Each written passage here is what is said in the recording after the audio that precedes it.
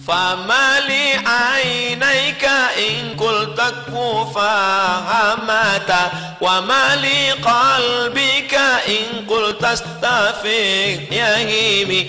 Jangan lupa subscribe, like, comment, and share.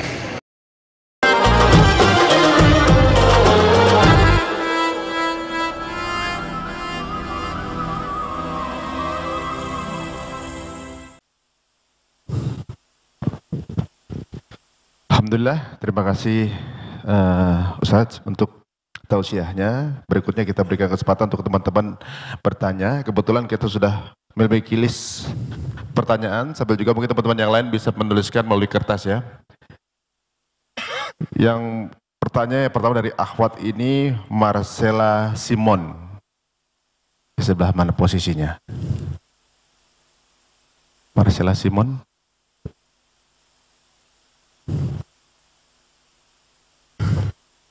Nah,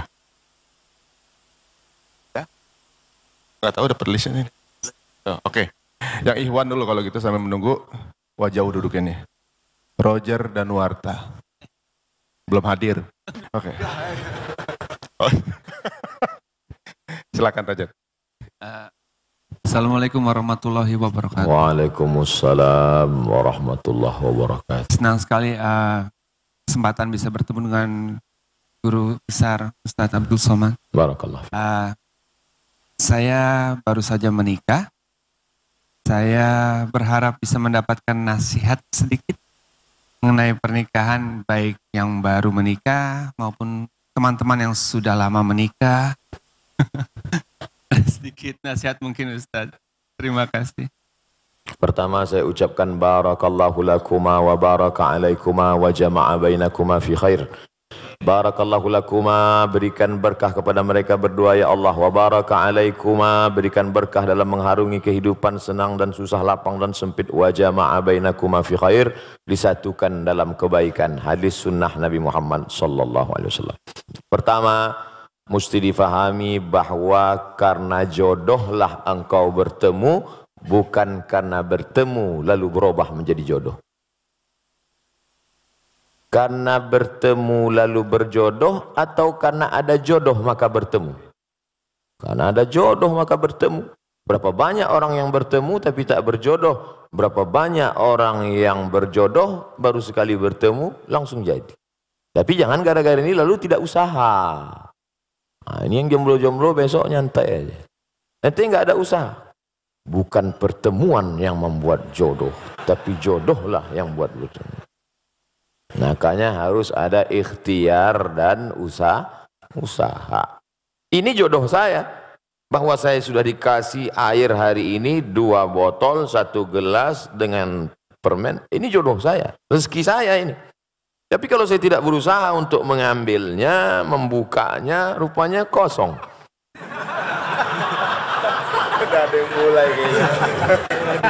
Harus ada ikhtiar. Allah kasih mata, Allah kasih telinga, Allah kasih tenaga, Allah kasih kudrat kemampuan, Allah kasih iradat kehendak. Maka gunakanlah potensi yang ada. Maka pahamilah wahai saudaraku bahwa kalian dipertemukan oleh Allah Subhanahu wa ta'ala. Ini banyak orang sekarang salah jawab. Mas, iya, itu istrinya? Iya. Ketemu di mana? Salah sambung. Maka sejak hari ini katakanlah, aku tak pernah mencari dia, dia tak pernah mencari aku. Allah yang sudah mempertemukan kami. Gitu. Walaupun udah tua, nggak apa-apa.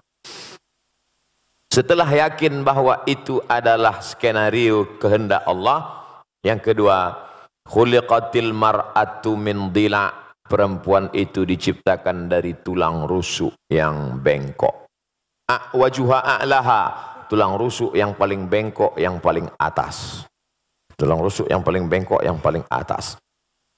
Idza akhazta aqamtaha kasartaha. Kalau kau paksa harus lurus, dia patah. Perempuan ini tulang rusuk yang bengkok. Kalau kau paksa lurus, patah dia. Tapi kalau kau ikut, kau jadi bengkok. Kan susah itu. Kalau diluruskan, patah dia. Kenapa nggak pakai jilbab? Patah dia. Maka pakai lembut lah, pakai jilbab ya. usahlah saya ajari, paham lagi kan tuh. Pandai-pandai. Yang ketiga, man tazawwaja faqad istakmalal iman. Siapa yang menikah, dia sudah menyempurnakan setengah iman. Iman itu 100%. Siapa yang sudah menikah, imannya sudah download 50%. Sisanya bukan menikah lagi. Ini perlu saya luruskan ibu-ibu, karena banyak sekarang jamaah yang sudah pandai menafsirkan sendiri. Sisanya falyattaqillaha fin nisfil baqi, takwa kepada Allah. Setakwa-takwanya anak lajang pemuda jomblo yang belum menikah, imannya baru 50. Sempurnakan dengan menikah. Sebaliknya yang sudah menikah walaupun tidak takwa sudah 50. Tinggal takwa sedikit aja lagi. Oleh sebab itu maka bersyukur kita, sahabat-sahabat kita. Mudah-mudahan yang belum berjodoh ditemukan Allah jodoh. Yang bilang amin yang belum nikah aja.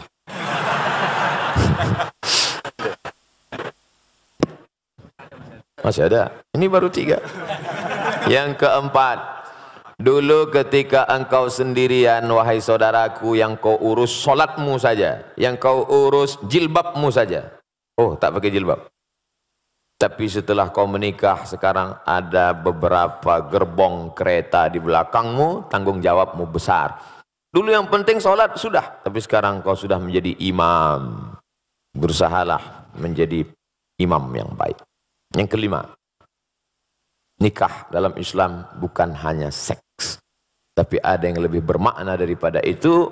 Ada amal yang mengalir. Yang tadi rajin solat duha, stop kalau mati. Yang rajin baca zikir doa, habis kalau mati. Tapi yang menikah ada amal yang tidak mati. Waladun salihun, anak yang saleh. Mudah-mudahan dari kalian berdua dan yang lain-lain diberikan Allah anak-anak yang soleh dan soleh. Amin. Ya Rabbal Alamin. Baik. Ya, alhamdulillah. Waktu Cut menikah, belum menikah, berjilbab sendiri ya. Sejak ada Roger, mungkin Roger bisa ikutan. Berikutnya pertanyaan, Amar. Waduh. Udah ubanan, Mar. Iya, ini udah ubanan nih. Udah ubanan ya, Mar. Dewasa banget ya. Assalamualaikum warahmatullahi wabarakatuh. Waalaikumsalam. Selamat pagi Pak Ustadz. Selamat pagi semuanya. Ketemu lagi kita Pak Ustadz. Kemarin saya pernah bertanya sama Pak Ustadz. Ya. Dan saya tidak pernah bosan untuk bertanya lagi sama Pak Ustadz. Baik. Saya tertarik sekali dengan ceramah Pak Ustadz barusan yang tentang ngerusak diri fisik maupun metafisik. Dan saya mengakui juga dulu, ini juga untuk menjadi contoh untuk semua saudara-saudara di sini. Saya mengakui kalau saya tidak berdaya dengan adiksi saya. Saya waktu itu saya belum pernah melihat, mendengar dan salah pergaulan hingga saya tiba-tiba ditarik oleh pihak yang berwenang. Dan sampai situ saya mulai belajar dan sekarang saya menemu istri saya yang paling cantik yang sedang hamil. Kembar, doain semoga anak kami semoga sehat. Amin. Amin. Amin. Ya Rabbal Alamin. Dan pertanyaannya adalah, adakah ilmu atau aturan Pak Ustadz agar kita tetap bisa istiqomah di jalan yang benar dan baik menurut Islam? Terima kasih. Assalamualaikum warahmatullahi wabarakatuh. Waalaikumsalam warahmatullahi wabarakatuh. Istrinya ada istrinya? Ya ini istri saya. Ada. Saya nanya istri saya kok. Kirain saya jadi istri saya, mana istri saya? Udah, Ustaz. Sahabat Nabi SAW yang sudah masuk Islam itu apa yang mereka lakukan? Mereka belajar. Belajar. La ilaha illallah. Tapi lihat pangkal ayatnya. Bukan ujuk-ujuk langsung la ilaha illallah. Fa'lam annahu la ilaha illallah. Berilmu dulu. Kami belajar melalui medsos. Bagus. Tapi hadir tanya. Jangan baca sendiri, dengar sendiri, pahami sendiri, simpulkan sendiri, nyasar sendiri. Harus berguru. Man la syaikhalahu fasyaitanu syaikhuhu. Siapa yang tidak berguru, setan gurunya. Baca Quran aja bisa salah keliru, apalagi memahami isi Al-Quran. Oleh sebab itu yang pertama belajar. Yang kedua komunitas. Karena kita amat sangat berpengaruh terhadap lingkungan kita. Kalau punya grup yang mengingatkan kita baca Quran sudah berapa juz. Kalau punya komunitas yang ngajak kita kepada sholat berjamaah. Kalau kira-kira keberadaan kita di komunitas itu tidak mendukung iman kita, keluar. Kalau saya keluar dari komunitas ini, lantas siapa yang berdakwah Pak Ustadz? Antum berada di situ mempengaruhi atau dipengaruhi? Jangan-jangan antum hanya tukang pancing yang dilarikan ikan. Menyangka akan bisa memancing ikan, rupanya ikan yang tertangkap ikan paus. Oleh sebab itu maka yakinkan diri kuat. Setelah kuat bisa, baru. Ada periode Makkah, tapi ada periode Madinah Al-Munawwarah. Setelah kuat, yakin, maka komunitas-komunitas yang kira-kira bisa dipengaruhi, tapi kalau tidak, komunitas yang menguatkan iman kita. Yang ketiga, pentingnya menerima nasihat bukan hanya dari telinga, ceramah, khutbah, seminar, pengajian, tausiah, tapi nasihat mata yang tidak bersuara, tak berbunyi. Wa kafa bil mauti wa'iza, cukuplah kematian sebagai nasihat. Makanya kalau ada orang meninggal, datang, syukur-syukur bisa ikut gali kuburnya, ikut masuk ke dalam. Man syahidal janazata, siapa yang menyaksikan jenazah hatta tusalla alaiha, sampai solat jenazah, dapat pahala balasan qirat, 1 qirat. Wa man syahidal janazata hatta tudfan, siapa yang menyaksikan solat jenazah ikut sampai ke pemakaman, lahu qiratan, dapat 2 qirat. Sahabat bertanya, wa mal qiratan ya Rasulullah, apa 2 qirat itu hai Rasulullah? Rasulullah menjawab, mithlul jabalainil azimaini, seperti 2 gunung bukit yang pahala besar. Apa hikmah di balik itu? Melihat nasihat dengan mata. Kalau dilaksanakan ini insya Allah masuk yang keempat, jangan lupa mohon doa. Makanya selesai pertemuan berdoa. Selesai, Ustadz doakan saya, doakan juga saya. Ustadz mohon doanya, doakan juga saya. Saya tak pernah berhenti mengucapkan itu. Karena kita tak tahu entah dari mulut yang mana doa itu menembus pintu-pintu langit. Boleh jadi kita merasa kita hebat, kita berilmu, tapi hati kita kotor. Ada dia yang bukan ustadz, bukan siapa-siapa, baru saja tobat, bersih hatinya sebersih-bersihnya. Lalu dari hati itu terpancar doa, dari doa itulah dikabulkan Allah. Makanya selalu saya katakan, doakan Ustadz Abdul Somad, doa dalam keadaan mati, husnul khatimah. Jangan sekarang, kita masih ada jadwal lagi.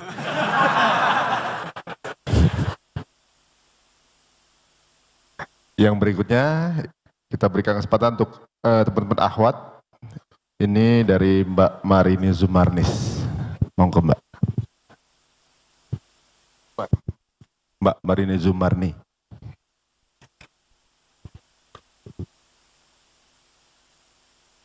Pakai S. Assalamualaikum warahmatullahi wabarakatuh. Waalaikumsalam. Pak Ustadz, saya mau menanya. Saya kan sudah menikah udah hampir 21 tahun. Dan anak saya juga sudah dewasa. Nah, kita pada ibu-ibu, mungkin saya juga mewakili semua ibu-ibu di sini. Doa apa yang paling baik untuk supaya anak kita dan semua keturunan kita itu soleh dan soleha. Karena memang kan tugas kita, anak-anak itu kan amanah buat kita. Jadi saya minta itu doanya Pak Ustadz. Doa apa yang paling baik dan kapan waktunya untuk supaya anak-anak kita dan keturunan kita menjadi soleh dan soleha. Assalamualaikum warahmatullahi wabarakatuh. Waalaikumsalam warahmatullahi wabarakatuh. Pertama, Rabbana hablana minas salihin. Kalau dalam bentuk tunggal sendiri, Rabbi habli minas salihin. Doa Nabi Ibrahim alaihissalam dikabulkan Allah, minta dapatlah Ishak dan Ismail. Yang kedua, doa Nabi Zakaria, lahirlah anak soleh juga bernama Yahya. Rabbana hablana min ladunka dzurriyyatan thayyibah. Yang ketiga, doanya ibadur rahman. Rabbana hablana min azwajina wa dzurriyyatina qurrata a'yunin waj'alna lil muttaqina imama. Yang keempat, bahwa aqrabu ma yakunul 'abdu min rabbih wa huwa sajid. Orang paling dekat dengan Allah ketika dia sedang bersujud. Tempatnya saat bersujud. Tapi ini ayat Al-Quran nggak boleh dibaca waktu sujud. Saat itu posisinya bukan sebagai ayat, tapi sebagai doa. Perempuan maaf, dalam keadaan menstruasi tak boleh baca Quran. Tapi ketika posisinya sebagai doa, maka boleh dia baca. Contoh, naik kendaraan. Rabbana subhanalladzi sakhkhara lana hadza wa ma kunna lahu muqrinin wa inna ila rabbina lamunqalibun. Boleh dia baca. Karena saat itu posisinya bukan ayat, tapi sebagai doa. Waktu yang paling afdal tahajud malam. Tahajud tidak bisa, duha. Duha tidak bisa, kapan Allah Ta'ala memperkenankan doa. Adab-adabnya menghadap ke arah kiblat. Kalau berwudu, baik. Didahului salat sunat, hajat 2 rakaat, amat sangat baik. Salat sunat, dalam keadaan wudu, salat sunat, berdoa kepada Allah. Bagus lagi berdoa dengan tawassul. Tidak membawa tangan hampa kosong, tapi ada yang disebut dalam doa. Hadisnya Sahih Bukhari tentang 3 orang yang terjebak di dalam gua. Tiba-tiba pintu gua tersumbat, tertutup. Lalu dia berdoa, ya Allah, aku pernah punya pembantu. Pembantuku itu pergi. Sebelum dia pergi, gajinya tidak diambil. Maka gajinya aku belikan kambing. Kambingnya beranak pinak banyak. Tiba-tiba pembantuku itu datang. Lalu aku panggil dia, hei pembantu, kemari. Ambil kambing-kambingmu ini semua, ambillah. Maka aku bermohon kepadamu, ya Allah, berkat kemuliaan sedekahku itu, bukakan pintu gua ini, terbuka. Itu dalil boleh berdoa menyebut amal bertawassul namanya. Ya Allah, berkat anak yatim yang kusekolahkan itu kemarin, walaupun cuma sebulan aja. Tapi jangan ditulis di medsos. Jangan kuat-kuat. Kadang ada juga orang berdoa ini biar dengar sebelah. Ya Allah, berkat masjid yang kubantu 100 juta kemarin. Yang disebutkan. Yang kedua, orang dalam gua tadi berdoa, ya Allah, aku punya seorang ibu dan ayah. Setiap aku pulang membawa susu kambing ke rumah, istriku menangis belum makan, anakku meraung kelaparan, tapi ku tunggu ibu dan ayahku terbangun. Setelah mereka terbangun baru ku berikan. Kalau memang baktiku kepada engkau ini membuat doa terkabul, kabulkan doa, terbuka. Yang ketiga, ya Allah, aku tidak kaya seperti dia bisa bersedekah, dan aku tidak bisa berbakti karena orang tuaku sudah meninggal. Aku hanya melakukan satu, hampir melakukan perbuatan dosa, tapi tidak jadi karena takut kepadamu. Kalau rasa takut ini pun bisa membuat doa terkabul, bukakan pintu, terbuka pintu gua. Oleh sebab itu, berdoa ada waktunya, ada adabnya, dan dengan tawassul baik. Mudah-mudahan anak-anak kita dijaga, dipelihara dari perbuatan maksiat dan dosa. Baik. Baik, berikutnya kami berikan kesempatan untuk Teh Desi. Teh Desi Ratnasari.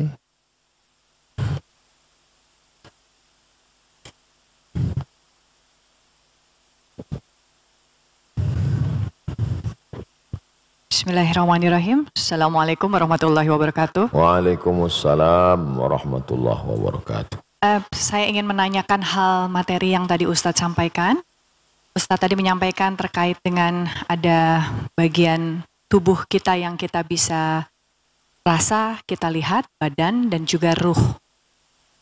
Yang ingin saya tanyakan adalah konsep ruh. Jika ada teman kami yang memang non-muslim, lalu kemudian menanyakan terkait tentang konsep ruh ini, yang mana mungkin pemikirannya ada pemikiran dari sisi materialis. Apa yang bisa kita jawab tanpa harus melanggar syariah yang kita pahami? Itu saja Ustaz, terima kasih. Assalamualaikum warahmatullahi wabarakatuh. Waalaikumsalam warahmatullahi wabarakatuh. Hampir semua agama meyakini adanya ruh.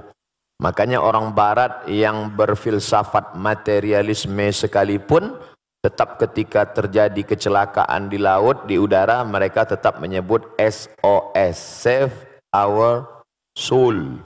Selamatkan ruh, selamatkan jiwa kami.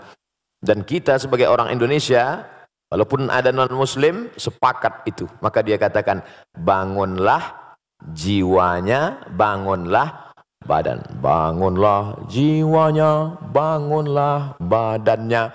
Kalau ada agama di Indonesia yang tidak percaya ada roh, maka saat nyanyi itu dia diam aja. Bangunlah, bangunlah badannya. Karena yang dia lihat hanya badan.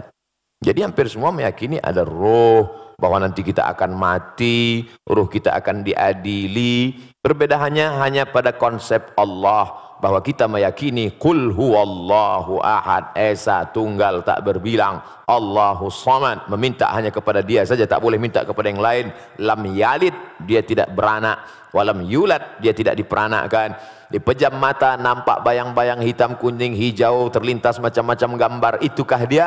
Ma khatara bibalik fallahu laisa kadzalik. Apa yang terlintas di pikiranmu maka itu bukanlah Tuhan.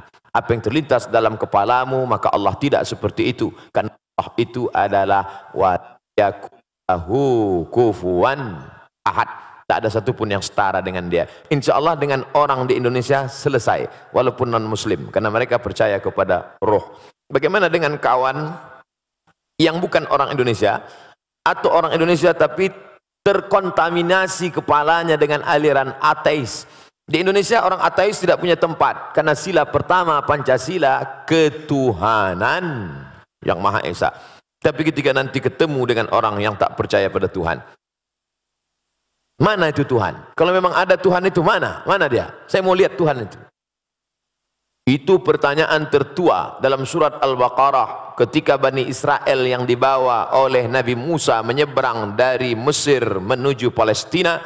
Orang Mesir, orang Israel minta kepada Musa. Apa kata mereka? Ya Musa lan nu'mina laka hatta narallaha jahrah. Kami tidak mau percaya kepadamu sebelum kami melihat Tuhan itu nyata di depan mata kami. Mana Tuhan itu Musa? Maka nanti kalau teman-teman ada orang nantang gitu, mana Tuhan itu? Habis itu tempeleng dia langsung. Oh, paham. Habis itu tanya, ente marah ya? Iya, mana marah itu? Bisa kita tunjukkan, ini loh marah itu. Tak ada.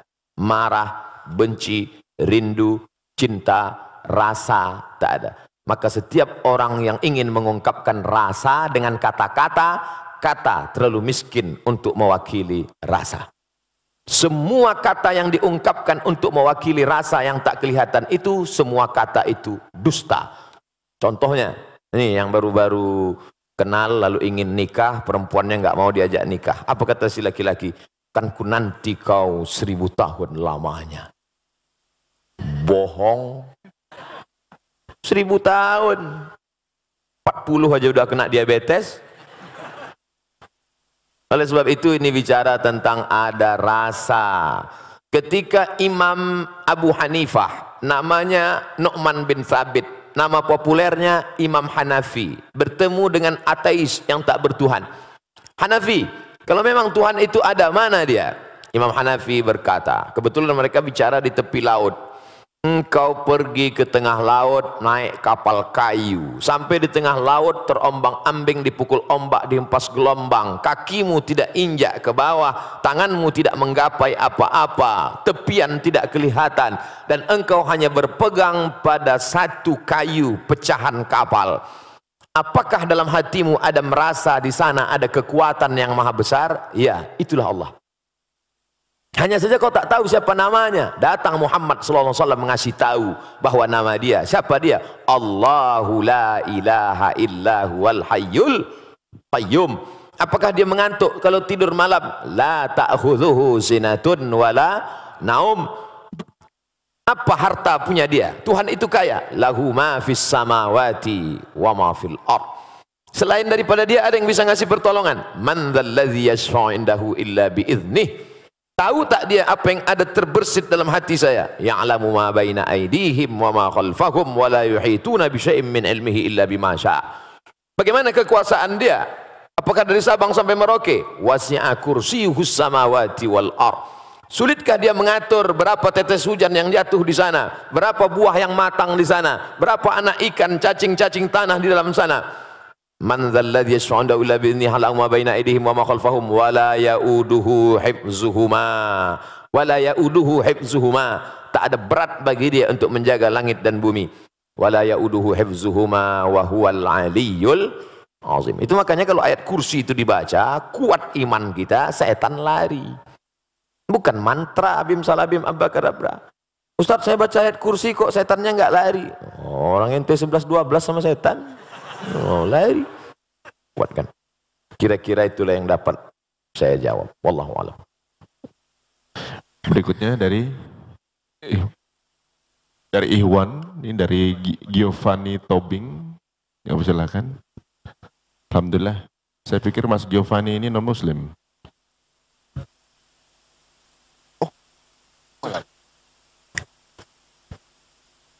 Silakan Mas Giovanni. Oh, lagi di toilet. Alhamdulillah. Berarti beliau sudah hitan. Ronaldo. Mau tanya juga? Di toilet juga mungkin bersama Giovanni. Oke. Baiklah. Sepertinya list yang diberikan panitia dari teman-teman yang sudah booking pertanyaan sudah selesai. Oh ya, berikut dari Omar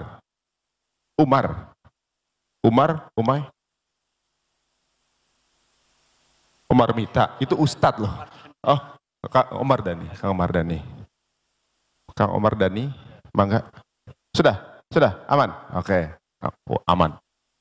Ada lagi mau bertanya dari Iwan? Oh, Mas Alvin Adam. Ada. Assalamualaikum warahmatullahi wabarakatuh, Ustaz. Waalaikumsalam. Kenalkan saya Alvin. Tadi saya dengar Ustaz bilang bahwa yang benar, yang tahu benar dan salah itu cuma Allah Subhanahu wa Ta'ala. Di kajian tadi. Yang ingin saya tanyakan Ustaz, bagaimana kita berdialog dengan kalbu kita pada saat kita sharing, syiar, coaching, atau apapun istilahnya, ke banyak orang, supaya kita tidak menyakiti hati orang yang bersangkutan. Ini terjadi karena saya besar dari keluarga yang majemuk Ustadz, pluralisme banget, terus terang. Jadi agak sulit bagi saya untuk mencoba. Di satu sisi saya yakin bahwa apapun yang disampaikan yang ada di Al-Quran pasti betul. Tapi bagaimana saya berdialog dengan saudara-saudara lain saya yang tidak seiman, supaya saya tidak menyakiti mereka, tapi saya betul tidak mengurangi ketakwaan saya pada Allah Subhanahu wa Ta'ala. Baik. Itu Ustaz. Assalamualaikum warahmatullahi wabarakatuh. Waalaikumsalam warahmatullahi wabarakatuh. Nanti Giovanni kebetulan juga balik. Jadi bertanya Gio? Sekalian? Oke, boleh. Berarti sekaligus dijawab dua, gak apa-apa Ustaz? Ana jawab dulu. Jawab ini dulu. Oh, takut lupa. Mas Alvin. Ya. Baik. Saya jawab satu-satu, saya takut lupa. Mas Alvin yang berkehidupan majmuk dalam keluarga, setelah pulang pengajian lalu memanggil keluarga-keluarga yang non-muslim, duduk sini semua, setelah duduk lalu disampaikan, Inna dina indallahil Islam. Agama di sisi Allah adalah Islam. Wa man yabtaghi ghairal islami dina. Siapa yang mencari agama selain dari Islam, falan yuqbala minhu, maka dia tidak diterima. Wa huwa fil akhirati minal khasirin. Di akhirat neraka jahanam tempatnya. Kira-kira apa yang terjadi? Selama nggak diupload nggak apa-apa. Pertanyaannya, apakah yang disampaikan tadi benar? Benar.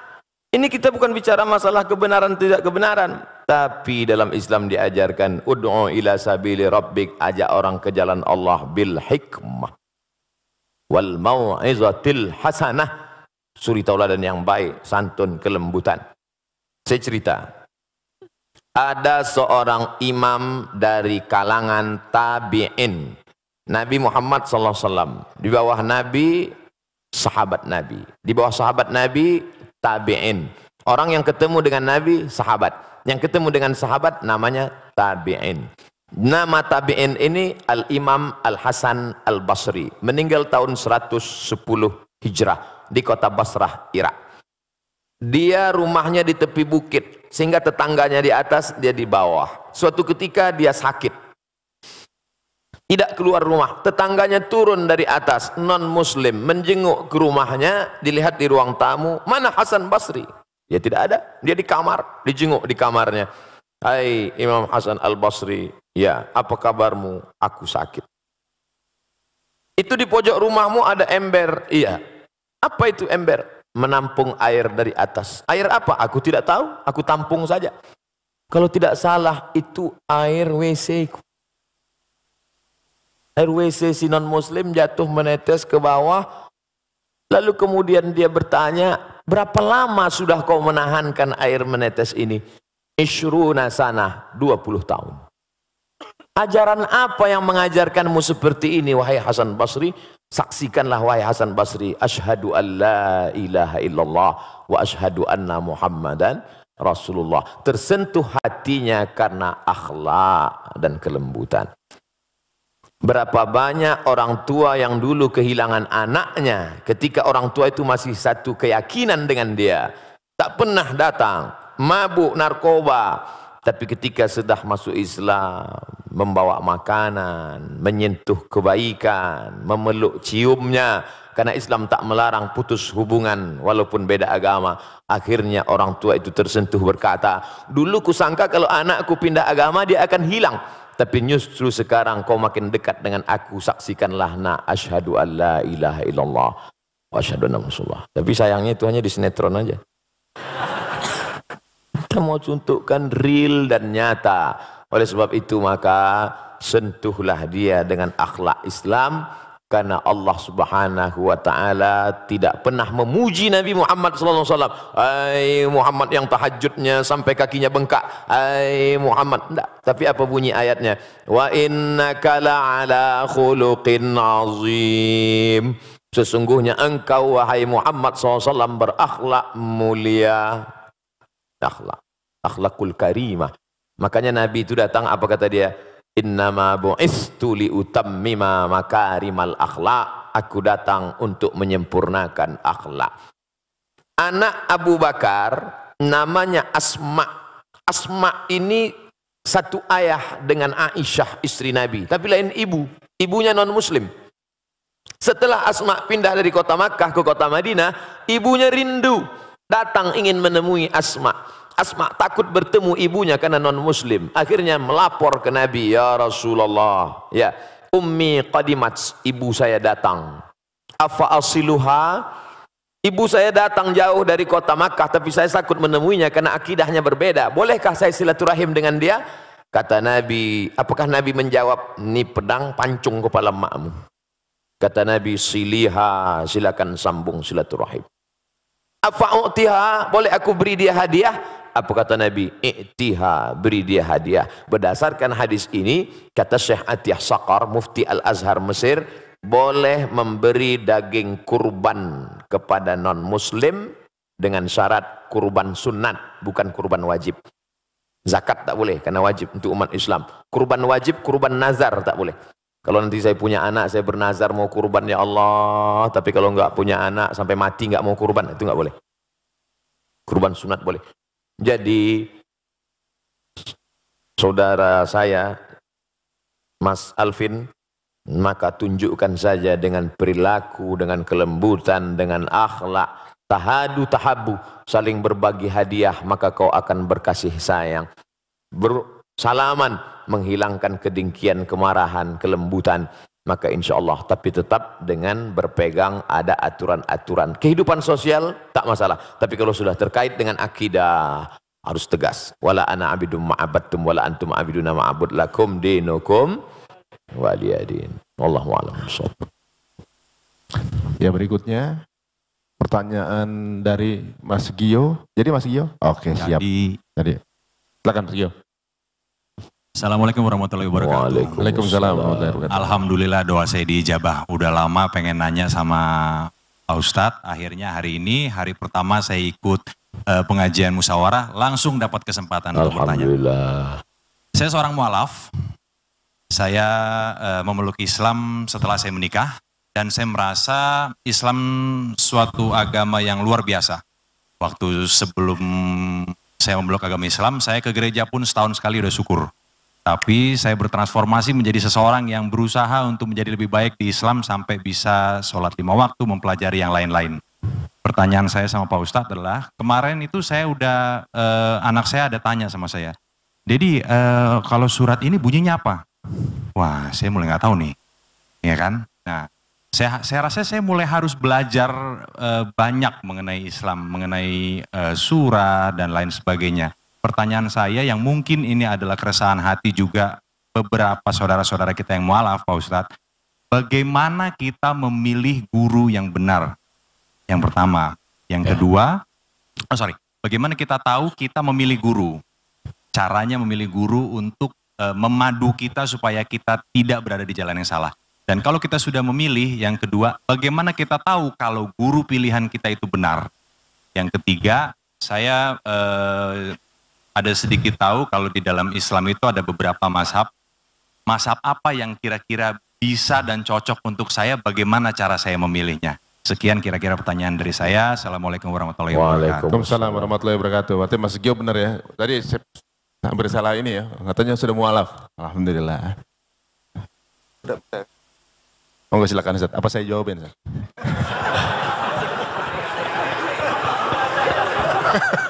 Afwan. Mas Gio, yang catatan amalnya masih bersih, ketika di hadapan Allah mungkin buku catatan dosa saya jauh lebih banyak. Oleh sebab itu jangan lupa doakan saya, doakan kami, doakan kita semua. Pertama, bahwa dalam Islam tidak ada holy man setelah Nabi Muhammad SAW. Tak ada manusia suci yang anti kritik, yang tak boleh diperbaiki, diluruskan. Makanya ketika Umar bin Khattab jadi khalifah, dia menangis. Kenapa? Karena dia sekarang punya jabatan tinggi, dia takut nanti sahabat tidak ada satupun yang bisa meluruskan dia. Tapi kemudian ketika ada sahabat berkata, kalau kau salah wahai Umar bin Khattab, aku yang akan meluruskanmu. Dia peluk, alhamdulillah masih ada hamba Allah yang meluruskan. Abdul Somad, manusia biasa, bisa benar, bisa salah. Main bola ada statuta yang dibuat oleh FIFA, rule of the game, aturan main. Ini outside namanya, ini goal namanya. Maka ketika orang itu keluar dari standar ini, dia tidak benar. Idza ra'aitar rajul, seorang yang diyakini sebagai wali Allah. Kita tahu ada wali songo, manusia yang punya karamah, kemuliaan. Dalam kitab Al-Luma', cahaya-cahaya, ditulis oleh Imam Saraj At-Tusi. Kata seorang guru, ayo kita menjenguk wali Allah.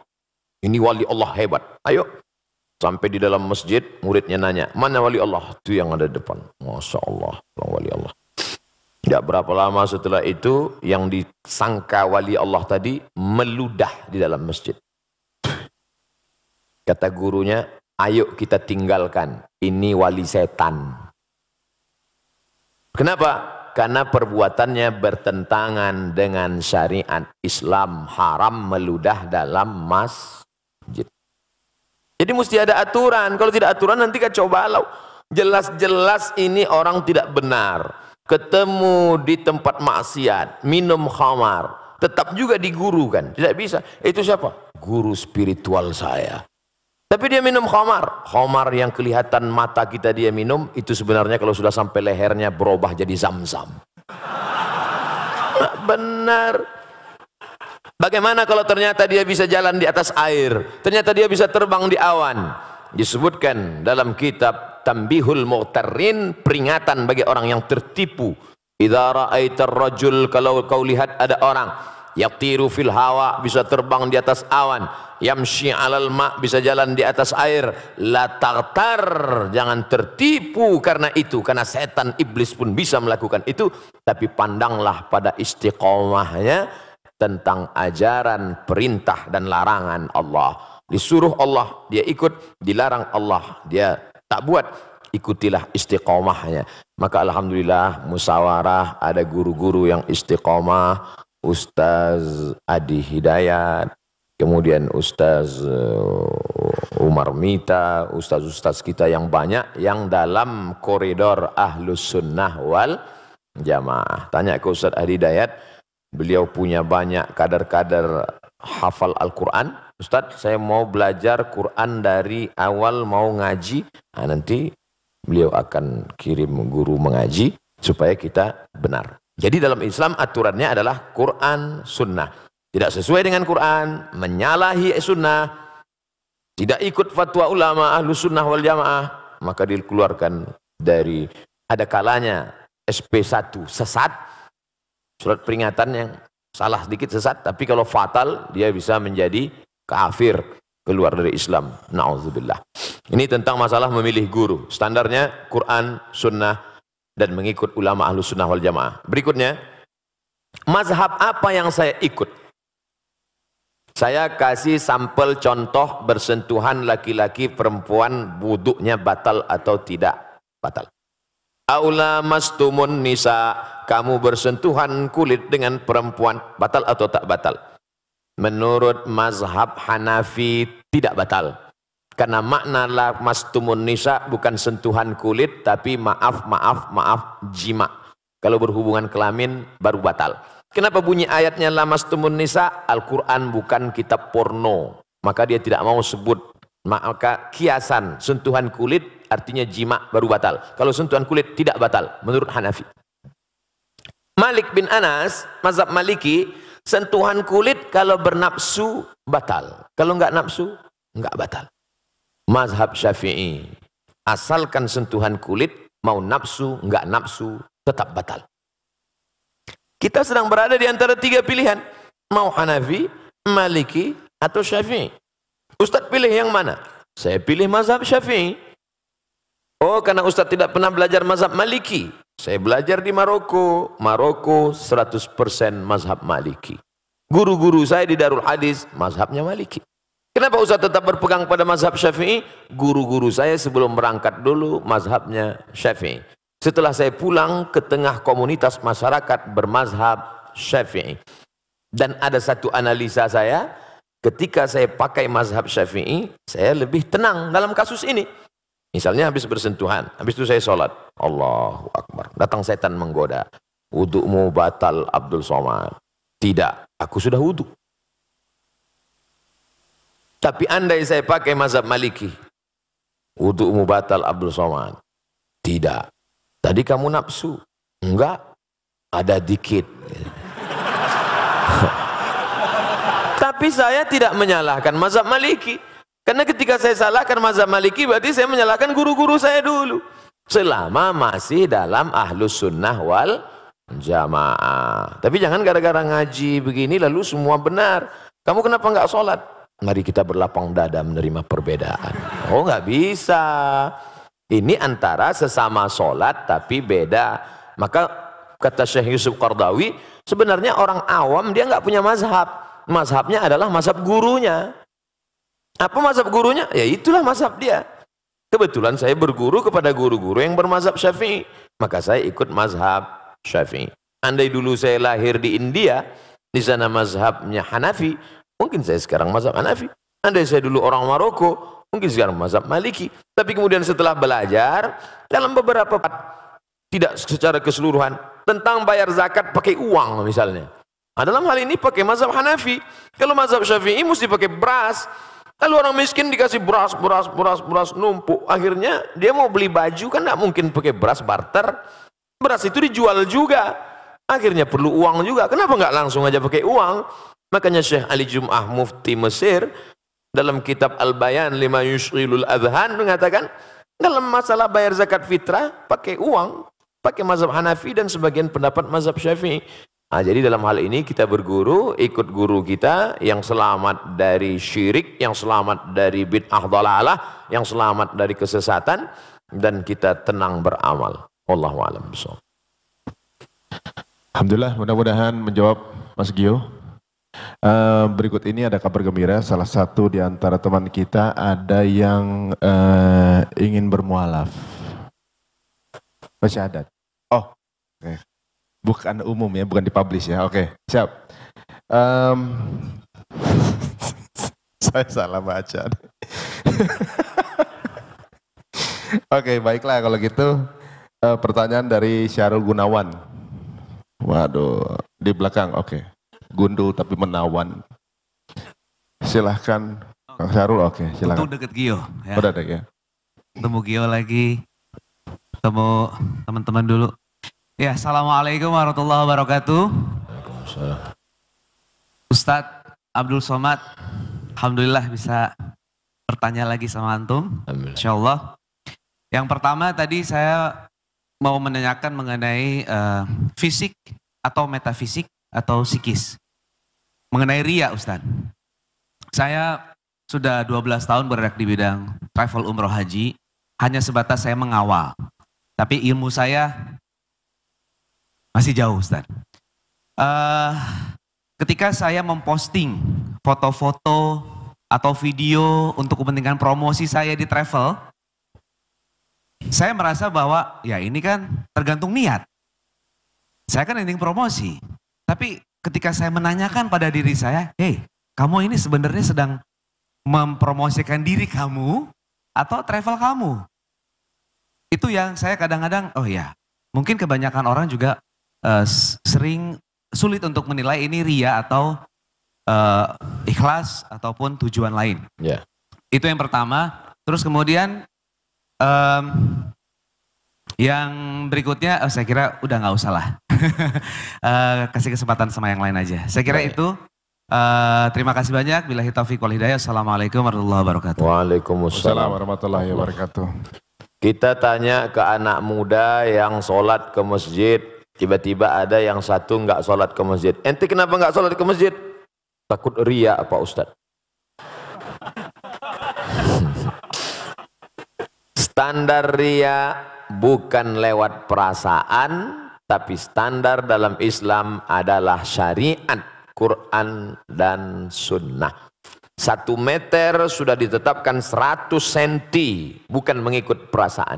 Karena kalau ikut perasaan nanti datang bawa orang sahasta. Ini berapa? Ya 1 meter aja dah. Tak bisa begitu. Oleh sebab itu, apakah ini tergolong ria atau tidak? Apa kata Imam Fudail bin Iyad? Tarkul amal li ajlin nas ria. Tidak jadi beramal karena ingin dipuji orang, ria. Wal amal li ajlihim syirik. Beramal karena ingin dipuji orang, syirik. Masuk masjid, mau sholat tahiyatul masjid, teman-teman di belakang sudah siap kameranya mau upload. Enggak jadi tahiyatul masjid karena takut dipuji orang, syirik. Sholat supaya dipuji orang, melirik ke belakang supaya dipuji orang, syirik. Tidak jadi beramal karena takut dipuji orang, ria. Beramal supaya dipuji orang, syirik. Lalu yang selamat bagaimana? Laksanakan menurut tuntunan Quran dan Sunnah. Mohon perlindungan kepada Allah supaya Allah membersihkan hati. Kalau pakai perasaan nanti ustaz-ustaz nggak ada yang diupload ceramahnya. Jangan upload, saya takut ria. Akhirnya isi medsos itu hantu aja semua. Makanya ulama sekaliber Habib Umar bin Hafiz, ada FB-nya, ada Instagram, ada follower, ada muhibbin. Habib Umar bin Hafiz, kemudian pula Syekh Ali Jum'ah, Habib Ali Zainal Abidin, tetap ada. Untuk apa? Ini syiar, syiar. Faham ini sebagai syiar. Wal budna ja'alnaha lakum min sya'airillah. Onta-onta dan kambing-kambing yang dipotong itu bagian dari syiar agama Allah. Apa hubungan onta dan kambing itu syiar? Ketika penyembelihan onta dan kambing saat hari raya kurban, istri, anak dipanggil ramai-ramai menyaksikan supaya orang melihat, oh ternyata orang Islam itu hebat ya. Orang Islam itu ramai kalau bagi-bagi daging kambing ya. Kalau sholat subuh aja yang sunyi ya. Ini syiar. Begitu juga dengan postingan Mas Syahrul Gunawan, maka postingan itu tidak mempertunjukkan terlalu lebay, misalnya sampai semua sampai berdoa pun. Dulu orang berdoa menghadap Ka'bah, sekarang berdoa membelakangi Ka'bah. Itu terlalu berlebihan. Tapi sekedar bercerita bahwa ini pergi umrah, ini syiar. Kloter pertama keberangkatan umrah setelah haji akan dilaksanakan tanggal sekian. Syiar menunjukkan ekonomi Indonesia baik, menunjukkan bahwa jamaah umrah ramai. Nah ini, jadi ada standar kelayakan, kepantasan. Maka dalil dalam Islam itu sampai 10. Quran, hadis, ijma', qiyas, syar'u man qablana, saddu zara'i, qaulu sahabi, istihsan, istishab, urf. Standar kepantasan, kelayakan. Ini pantas enggak? Ini layak enggak? Ketika layak, pantas, maka tidak masuk dalam kategori riya. Bahwa dia senantiasa berbisik-bisik dalam hati, memang kerja setan. Itu memang sudah SOS, standar operasional setan. La'atiyannahum min baini aidihim, aku akan datang dari depan, wa min khalfihim, dari belakang, wa an aimanihim, dari kanan, wa an syama'ilihim, dari kiri. Setan memang sudah datang. Lalu cara kita membalasnya, kita laksanakan niat baik, istighfar. Astaghfirullahaladzim, astaghfirullah. Halau dia hilangkan itu semua. Mudah-mudahan kita diselamatkan semua dari riya dalam rangka menegakkan agama Allah. Amin ya rabbal alamin. Mohon maaf, Ari, satu lagi Ri, penting Ri. Ustadz, mohon maaf, mengenai mazhab tadi, ada kita kebanyakan Syafi'i, ada Hanafi, Hambali. Ketika kita ada di haram misalnya, ada yang duduknya duduk di antara dua sujud, ada yang duduk tahiyat akhir. Kita berpegang teguh bahwa rakaat terakhir itu tahiyat akhir dengan posisi duduk yang agak miring. Tapi banyak juga orang Indonesia yang mengikuti duduknya duduk di antara dua sujud. Ada jamaah yang nanya sama saya nggak bisa jawab Ustadz. Nah itu baiknya bagaimana? Apakah kita harus konsisten dengan mazhab kita dengan tata cara seperti itu atau kita bisa mengikuti, fleksibel? Terima kasih Ustadz. Makasih Ri. Thank you. Udah kejawab kan? Alhamdulillah ya, terima kasih. Kalau sholat itu ada tasyahud awal dan tasyahud akhirnya, sholat zuhur, sholat maghrib, sholat isya, sholat asar, maka tasyahud awal duduknya iftirash. Iftirash artinya tikar, alas, menjadikan telapak kaki kiri sebagai alas. Iftirash, tegak. Pada tasyahud akhir duduknya tawarruk. Tawarruk diambil dari kata warik. Warik, maaf, warik artinya pantat, menempel ke lantai. Itu maka agak miring. Mazhab Hambali begitu. Tapi pada sholat yang tidak ada tasyahud awalnya, sholat Jumat, sholat Qobliyah, sholat Ba'diyah, tahiyatul masjid, yang tak ada tasyahud awalnya, maka duduk tasyahud akhir itu duduknya tetap iftirash seperti duduk tasyahud awal. Makanya kita lihat di Saudi Arabia ada mazhab Maliki, ada mazhab Hambali, mereka tasyahud akhir tapi duduknya seperti duduk kita tasyahud awal. Sedangkan mazhab Syafi'i, sholat apapun namanya, setiap tasyahud akhir maka duduknya mesti tawarruk, menempel ke bawah. Nah, jelas ini mazhab Hambali, ini mazhab Syafi'i. Sekarang ada orang Indonesia pergi umrah, duduk tahiyatul masjid atau qobliyah atau ba'diyah, tapi duduk tasyahud akhirnya duduk iftirash. Maka secara fikih, etika fikih keliru. Karena dalam fikih itu mesti sepaket. Kalau mazhab Syafi'i dari awal, mesti Syafi'i juga di ujung. Contoh, kalau dia dari awal itu niatnya di dalam takbiratul ihram, maka sampai salamnya mesti mazhab Syafi'i. Kalau dia campur di dalam itu tidak benar menurut fikih. Tapi sahkah sholatnya? Sholatnya sah. Sama juga seperti orang waktu bismillahnya jahar, sholat subuh, tapi nggak pakai kunut. Itu dia sudah campur dua mazhab. Bismillahirrahmanirrahim. Alhamdulillahirrabbilalamin. Itu mazhab Syafi'i. Mestinya setelah rakaat kedua, Allahumma hdina fi man hadait. Tapi sekarang pada beberapa masjid, bismillahnya Syafi'i, tapi kunutnya malah pindah ke Hambali. Secara etika fikih, dia tidak ngerti fikih, tapi dia udah sholat subuh aja udah alhamdulillah, gitu. Sholat subuhnya sah. Jadi kalau dalam satu masalah itu dianjurkan untuk tidak campur-campur mazhab dalam satu masalah. Masalah sholat tadi dari takbiratul ihram sampai salam pakai mazhab Syafi'i. Wallahu a'lam. Ya, mudah-mudahan Bang Syahrul aman. Oke, tinggal kita berangkatin aja umrah bareng nih, musyawarah ya. Amin. Ya, sebelum kita masuk pertanyaan kertas ada satu lagi dari Marcella.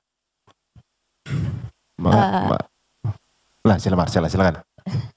Assalamualaikum warahmatullahi wabarakatuh. Waalaikumsalam. Sebelumnya Pak Ustadz, saya masih belajar dan banyak mau cari tahu tentang Islam. Jadi mohon maaf kalau pertanyaannya mungkin standar, cuman ini saya penasaran banget dari dulu. Ini masalah poligami. Kalau wah ibu-ibu di sini pada langsung gitu. Kalau yang saya tahu, yang saya yakini dari dulu, manusia itu kan diciptakan berpasang-pasangan. Lalu Hawa itu diciptakan dari tulang rusuknya Adam. Nah ini kalau masalahnya poligami, lalu kalau nikahnya sampai 4 itu sisanya yang misalnya namanya Siti, apa Susi, apa Santi itu tulang rusuknya dari mana itu Pak Ustadz? Terus sama kalau memang diperbolehkan asalkan bisa adil katanya gitu ya Pak Ustadz. Ini kalau menurut Al-Quran sendiri adil itu tolak ukurnya seperti apa Pak Ustadz? Karena kan kadang-kadang kalau Rasulullah mungkin kita tahu untuk adil pasti bisa, nggak mungkin nggak gitu kan. Tapi kalau suami yang manusia biasa, kadang istrinya aja setiap kali ngeliat mukanya istighfar gitu kan, banyak-banyak istighfar. Terus dia mau poligami itu gimana caranya Pak Ustadz ngomongnya? Baik. Makasih Pak Ustadz. Pertama bahwa hadis tentang khuliqatil mar'atu min dila', perempuan diciptakan dari tulang rusuk, bermakna kiasan.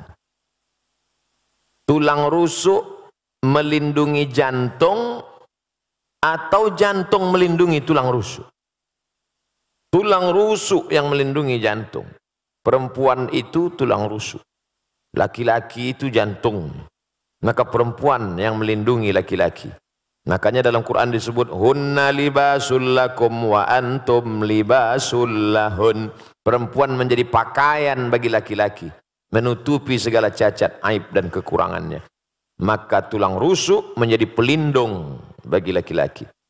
Nah, jadi jangan dipahami tekstual lalu sebelum menikah minta surat catatan dokter berapa yang hilang tulang rusuknya. Wah, saya nggak mau nikah sama kamu, tulang rusukmu hilang 3, berarti bini kau 3 katanya. Ini yang pertama. Yang kedua, Nabi Muhammad SAW menikah dengan Khadijah monogami 25 tahun. Monogami, istri tunggal. Baru poligami sekitar 10 atau 12 tahun. Mana yang lebih lama dalam kehidupan Nabi? Monogami atau poligami? Nampak jawaban serentak. Monogami. 3. Ayat tentang turun fankihu ma tabalakum minan nisa'i masna, nikahilah perempuan 2, wa thulasa, nikahilah 3, wa ruba', nikahilah 4. Ayat itu nyuruh nambah atau mengurangi? Mengurangi. Karena dulu orang Makkah istrinya unlimited edition. Maka turun ayat ini untuk menyuruh kurangi. Maka yang saat itu bininya 10, dia pilih-pilih, setelah fit and proper test, delete 6. Tinggalkan 4.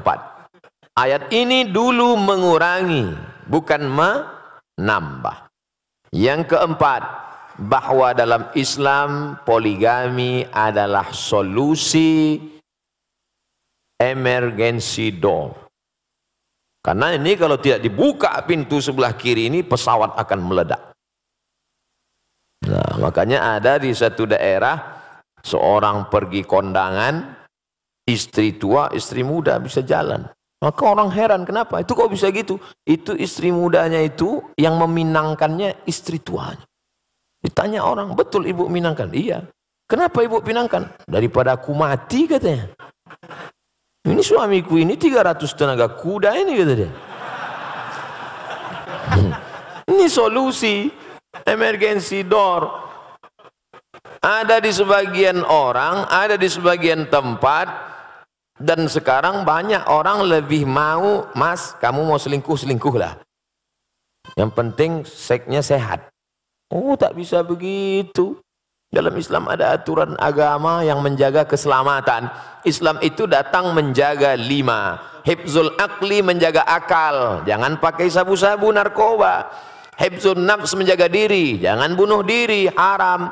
Hifzuddin, menjaga agama. Jangan kotori akidah. Hifzul mal, menjaga harta. Jangan riba, jangan mencuri, jangan merampok, jangan merampas. Hifzul ard, menjaga kehormatan, jangan caci maki, olo-olo, ejek. 5, menjaga. Kalau dengan poligami bisa menjaga, lanjutkan. Tapi justru menghancurkan, jangan. Oleh sebab itu maka ini dia tidak kaku seperti besi, dia seperti karet. Nah, ini yang saya sebutkan ini adalah pertimbangan-pertimbangan bagi yang sudah siap-siap untuk setuju menandatangani materi 6.000. Karena semua laki-laki ini tidak akan bisa menikah tanpa izin istri pertama. Sudah dilindungi oleh Negara Kesatuan Republik Indonesia. Ibu-ibu jangan takut, jangan khawatir. La takhaf, jangan takut. Wala tahzan, jangan sedih. Takbir.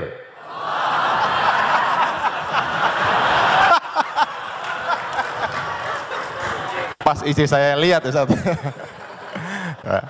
Alhamdulillah ya, aman ya ibu-ibu ya. Aman. Baiklah, berikutnya kami persilakan Ustaz untuk pertanyaan yang dari kertas. Apa yang dimaksud punuk unta? Sebuah hadis yang diutarakan untuk wanita. Punuk unta salah satu sampel contoh. Tapi banyak hadis lain, substansi maknanya adalah, saya sebutkan satu. Ayat Quran bahkan. La yadribna bi arjulihidna, janganlah memukul kaki ke lantai. Dipakai gelang kaki bergemerincing, yadribna bi arjulihidna, dipukulkan kaki ke lantai waktu jalan. Kerincing, kerincing, kerincing, kerincing, kerincing. 1. 2. La tabarrujna tabarrujal jahiliyatil ula, jangan bersolek-solek jahiliyah. 3. Jangan memakai seperti punuk unta naik ke atas. Dari 3 sampel contoh ini makna substansinya adalah norak, berlebihan, lebih dari normal, abnormal, supaya diperhatikan orang. Adapun sekedar mengikat rambut, kebetulan rambut dia panjang, maka diikatnya pakai karet gula, diikatnya. Lalu kemudian ketika dia pakai jilbab agak menonjol sedikit, ya nggak apa-apa. Tapi sengaja dipakai tinggi ke atas supaya ketika dia lewat semua wow. Jadi jangan ditangkap sampelnya, tapi yang diambil adalah substansinya. Karena sekarang banyak orang, perempuan, tidak seperti punuk onta, tapi noraknya lebih daripada punuk onta. Pahami ini dengan baik. Tentang masalah gemerincing di lantai, tidak ada lagi. Tentang solek jahiliyah, tidak lagi. Tentang punuk onta, tidak. Dia selamat dari 3 kasus contoh, tapi substansi noraknya masih bertahan. Maka hukumnya dia tetap kena. Intinya wajar-wajar saja. Kau diperhatikan orang bukan norakmu, tapi karena prestasimu. Kau diperhatikan orang bukan karena make upmu, tapi karena cahaya bekas wudukmu, karena tahajudmu memancar. Ini kan ingin mencari hati orang supaya suka. Padahal hati orang itu punya Allah. Kalau Allah sudah menanamkan cinta ke dalam hatimu, maka hati-hati hamba itu pun ikut cinta kepada engkau. Oleh sebab itu maka raihlah cinta Allah dengan tahajud, raihlah cinta Allah dengan baca Quran dan zikir, bukan dengan yang semu, bukan dengan yang hilang. Karena kita akan capek melelahkan diri sendiri hanya dengan kepalsuan-kepalsuan. Kenapa dia bercahaya wajahnya? Bekas wudhu, Masya Allah. Emang saya tayamum. Artinya kita tetap beramal, berdoa, biarlah orang suka, karena Allah menanamkan suka itu, bukan karena dibuat-buat. Karena sesuatu yang dibuat-buat, kita akan lelah, capek sendiri. Normal saja, apa adanya. Apa boleh seorang anak naik haji, tapi orang tuanya belum pernah pergi haji? Pulang dari sini, kau ambil kain selendang, kau gendong ibumu dari Jakarta jalan kaki ke kota Makkah. Sampai di Makkah kau tawaf 7 putaran, naik ke Bukit Safa, pergi ke Marwah 7 putaran, tahallul. maka belum dapat menebus sekali teriakannya saat melahirkanmu. Oleh sebab itu yang punya uang, senangkanlah hati orang tua. Buatlah ibumu seperti raja, maka rezekimu akan seperti raja-raja. Bukan hadis Nabi, saya ketemu di grup WhatsApp. Senangkan orang tua, karena setelah Allah langsung orang tua. Wa qadha rabbuka alla ta'budu illa iyyah. Allah mewajibkan engkau hanya beribadah kepada Allah. Habis Allah, wabil walidaini ihsana, berbakti kepada orang tua. Kalau masih hidup dia senangkan. Tapi saat tidak beruntung, saat sangat sayang pada ibunya, tapi ibunya sudah meninggal dunia, saat datang menjumpai Nabi SAW, ya Rasulullah, ummi matat, makku, ibuku, ummi sudah meninggal dunia. Afa atasaddaqu anha, kalau saya bersedekah pahalanya sampai tidak ke almarhumah? Kata Nabi, tasaddaq, sedekahlah wahai Sa'ad. Ayu sadaqatu afdal, apa sedekah yang paling afdal? Kata Nabi, saqiyul ma, memberi air minum. Idzan ahfiruha. Saat itu juga, saat ngobrol dengan Nabi itu, langsung saat pergi menggali sumur, wakafkan untuk almarhumah ibunya. Sudah meninggal dunia.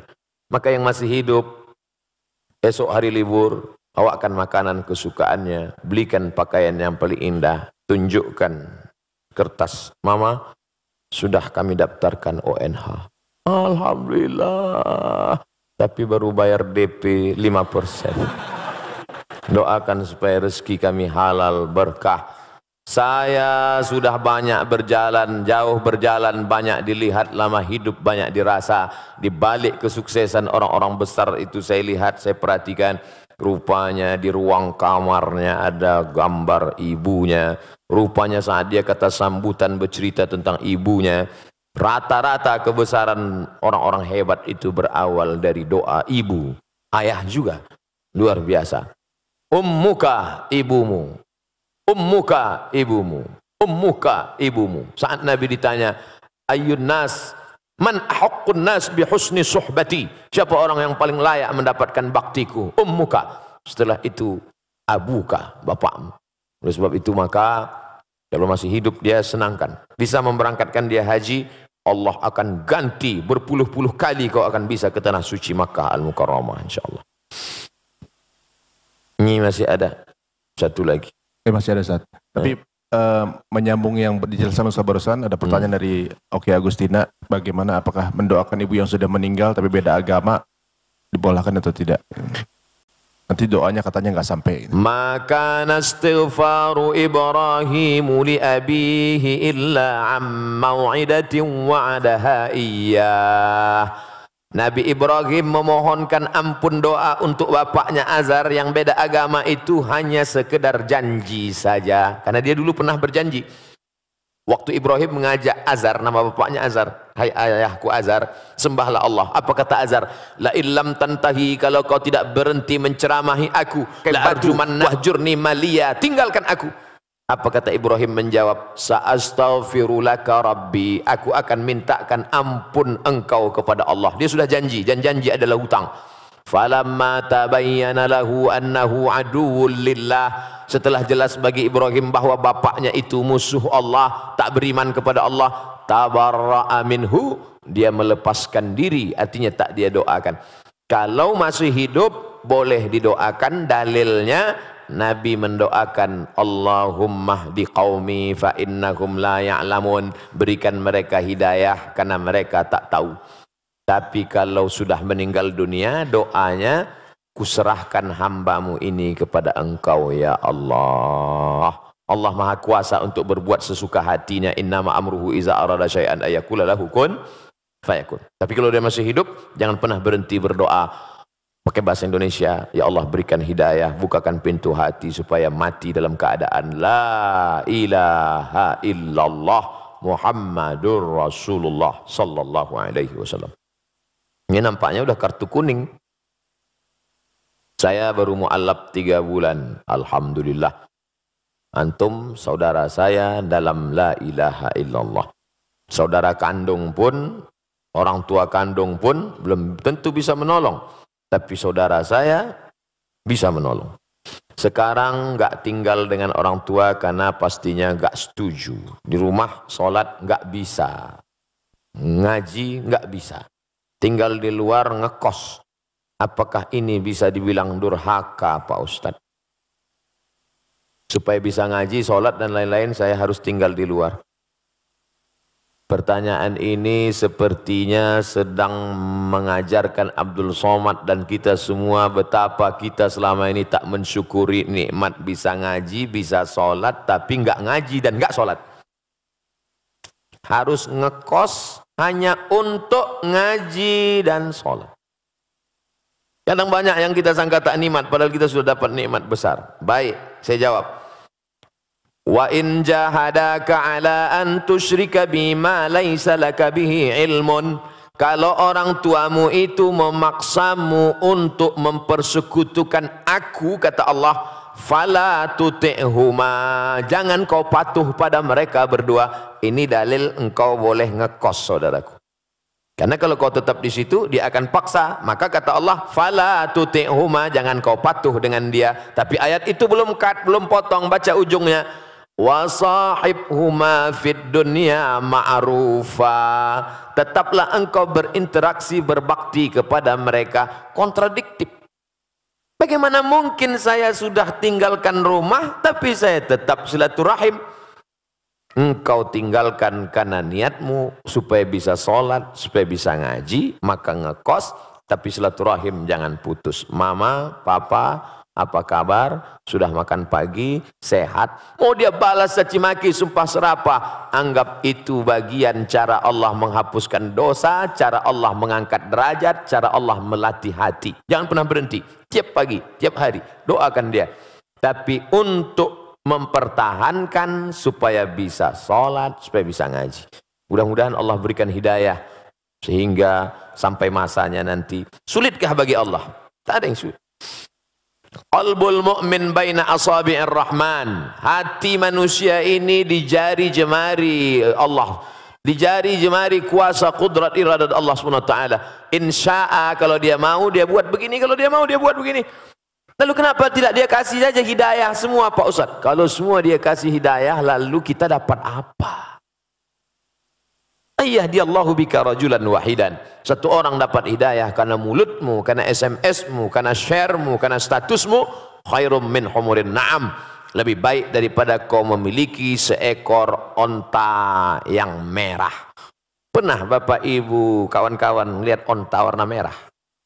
Onta itu kuning, hitam yang jarang-jarang mandi. Dan ada onta merah. Onta merah. Onta yang bulunya kemerahan seperti brown, seperti itu mahogani, adalah onta termahal yang unik. Maka orang yang tak dapat, dia dapat. Boleh jadi Ustadz Somad yang ceramah tak dapat itu, karena Ustadz Somad menceramahi orang yang sudah baik-baik semua. Orang yang sudah ngaji. Setelah yang sudah hijrah, sudah ngaji, kumpul, barulah datang Abdul Somad. Assalamualaikum warahmatullahi. Sementara ada yang dia bukan ustadz, tapi dengan merangkul, sering ngajak, ngaji, akhirnya dapat hidayah. Maka jangan pernah berhenti, tetap ngekos, tetap sampai Allah bukakan pintu hati hidayahnya, insya Allah. Amin. Ya Rabbal Alamin. Ustadz, terakhir Ustadz. Baik. Dari Mas Adrian. Assalamualaikum warahmatullahi wabarakatuh. Waalaikumsalam warahmatullahi. Saya yakin setiap di antara kita tidak ada yang akan memberikan anak-anaknya, istrinya, keluarganya daging babi. Kenapa? Karena babi diharamkan oleh Allah. Tapi tanpa kita sadari masih banyak di antara diri kita, saya atau mungkin saudara-saudara kita yang masih memberikan keluarganya sesuatu yang mengandung riba. Yang jelas dalam Al-Baqarah 275 Allah menghalalkan jual beli sedangkan mengharamkan riba. Ustadz Abdul Somad yang saya sangat cintai, bagaimana untuk meyakinkan diri kita, keluarga kita dalam era zaman saat seperti ini yang sudah penuh dengan materialisme, kapitalisme, supaya kita bisa selamat khususnya dari hal yang diharamkan oleh Allah tersebut. Jazakallah khair Ustaz. Assalamualaikum warahmatullahi wabarakatuh. Waalaikumsalam warahmatullahi wabarakatuh. Mengapa orang terjebak pada riba? Pertama, kita tidak tahu. Yang tidak tahu, kita kasih tahu. Setelah tahu, maka harus berubah. Mengapa orang terjebak pada riba? Karena kebutuhan ekonomi, terdesak. Pilihannya cuma dua. Kalau tidak riba, mati. Maka dalam hal ini berlaku hukum darurat. Ad-darurat tubihul mahzurat. Yang darurat membolehkan yang terlarang sampai daruratnya hilang. Oke, termaafkan. Emergensi. Yang ketiga, terjebak pada riba karena style. Kalau tidak ngutang, tidak dianggap sebagai orang kaya. Akhirnya terjebak pada kehidupan yang semu dan palsu. Kerja setan, la'udillannahum, aku sesatkan mereka. Setelah sesat, wala umanniyannahum, aku buat mereka berhalusinasi. Kau yang paling cantik, kau yang paling kaya, kau yang paling hebat, kau yang paling-paling. Padahal dia saja yang merasa. Orang lain lihat dia malah jijik. Nah, ini jebakan setan. Lebih bahaya daripada jebakan Batman.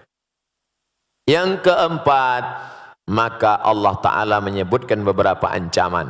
Ancaman pertama, alladzina ya'kuluna riba, orang yang makan riba, la yaqumuna illa kama yaqumu alladzi yatakhabbathu syaitanu minal mas, bangkit dari kubur ketika nanti ditiupkan sangkakala seperti orang yang kerasukan setan. Kata orang Jawa, kesambet. Begitulah nanti bentuk dia di padang mahsyar. Dua, ayyuma lahmin, setiap daging di badan, nabata min haramin, kalau tumbuh dari yang haram, fannaru aulabih, tempatnya api neraka. Sepiring nasi riba disuap berubah menjadi setetes darah haram, masuk ke dalam jantung, merusak otak anak. Yang hijau yang bersih jadi kotor. Darah dari jantung naik ke otak. Nasiyatin kadzibatin khati'ah, ubun-ubun pendosa. Kenapa ubun-ubun? Karena otak depan yang berpikir rusak disebabkan makan riba, makan haram. Tiga, ayyuma lahmin nabata min aramin, dari setetes darah berubah menjadi daging, daging membalut tulang, urat-urat, kulit. Nabata min aramin, kalau dia tumbuh dari neraka, tumbuh dari riba haram, fannaru aulabih, tempatnya api neraka jahanam. Yang keempat, rajulun as'ath akhbar, ada orang yang rambutnya kusut berdebu, mengangkat tangan berdoa, ya Rab, ya Allah, doanya tak dikabulkan. Kenapa doanya tak dikabulkan? Mat'amuhu haram, makanannya haram. Masrabuhu haram, minumannya haram. Malbasuhu haram, pakaiannya haram. Wa ghudhiya bil haram, diberi makanan haram. Oleh sebab itu Abdullah bin Umar bin Khattab mengorek mulutnya. Dia muntahkan lagi. Ketika ada orang memberi kurma, dia makan. Setelah itu datang orang ngasih tahu, itu tadi yang ngasih ente orangnya begini-begini. Dia muntahkan lagi. Makanya jangan senang dulu kalau ditraktir. Oleh sebab itu maka kita jaga diri kita, keluarga kita dari riba ini, beralih ke bank syariah.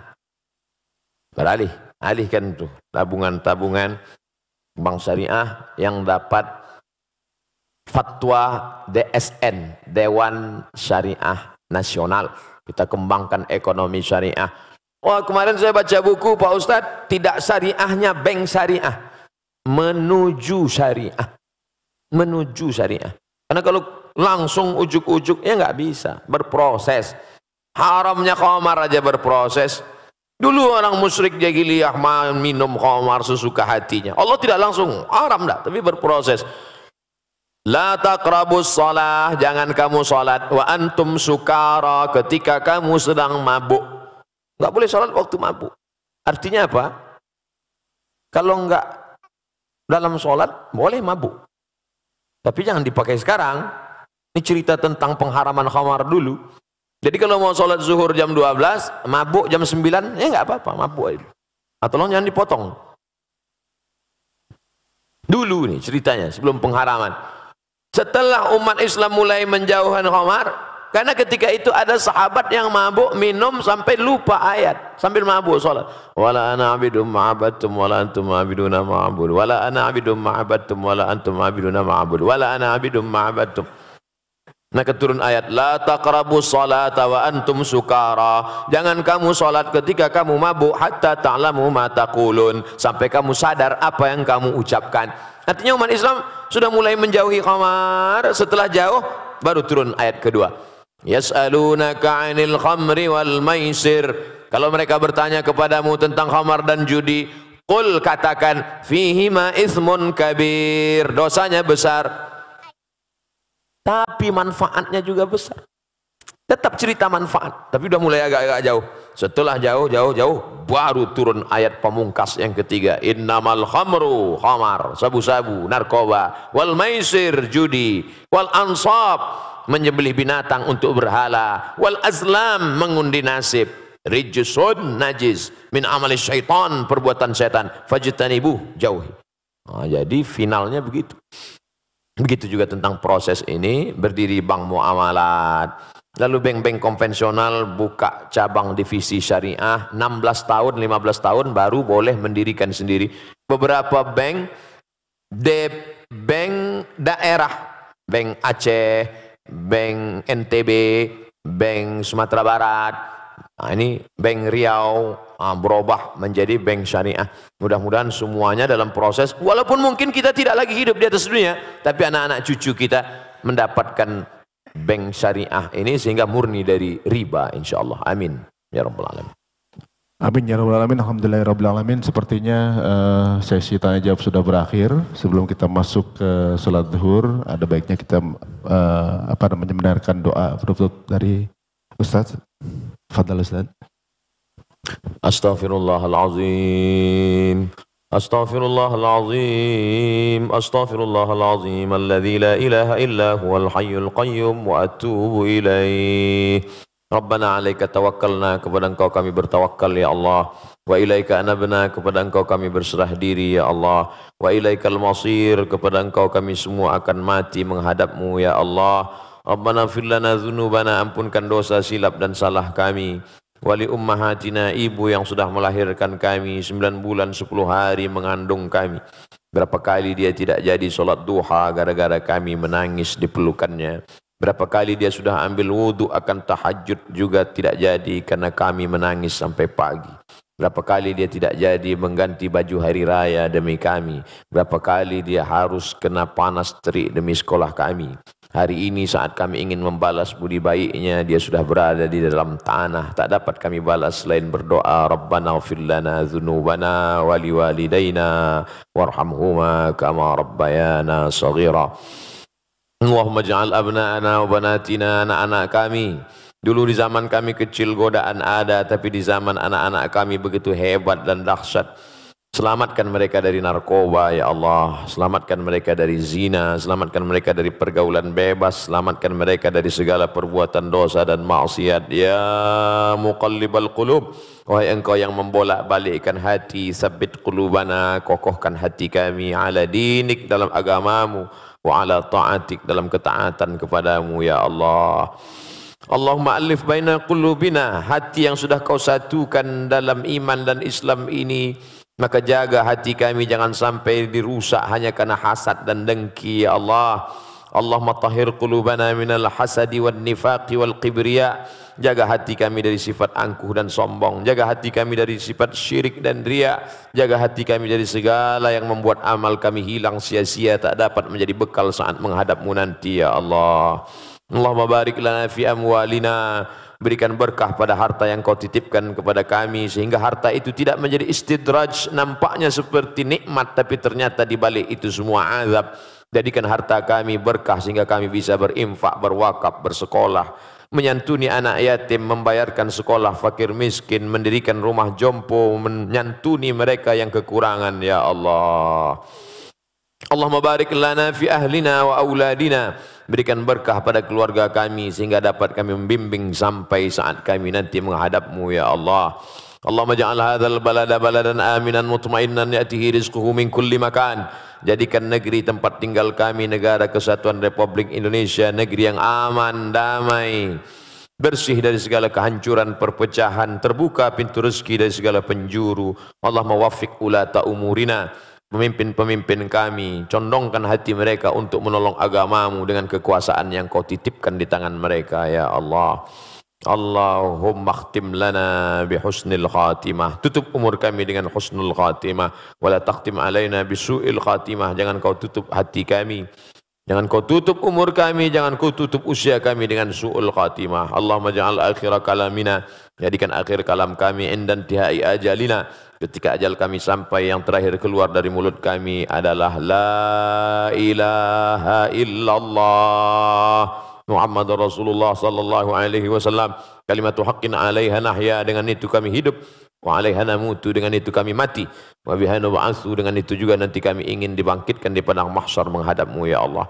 Rabbana atina fid dunya hasanah wa fil akhirati hasanah wa qina adzabannar. Wa sallallahu ala sayyidina wa maulana Muhammad wa ala alihi wa sahbihi wasallam. Walhamdulillahi rabbil alamin. Taqabbalallahu minkum minna wa minkum taqabbal ya karim. Terima kasih segala perhatian. Mohon maaf banyak silap salah kata tak berkenan di hati. Wassalamualaikum warahmatullahi wabarakatuh. Waalaikumsalam warahmatullahi wabarakatuh. Teman-teman semuanya, kita akan langsung melaksanakan sholat zuhur. Teman-teman mohon ditemani Ustadz kita untuk berada di saf salat, dan juga kita ingatkan teman-teman untuk sampah-sampah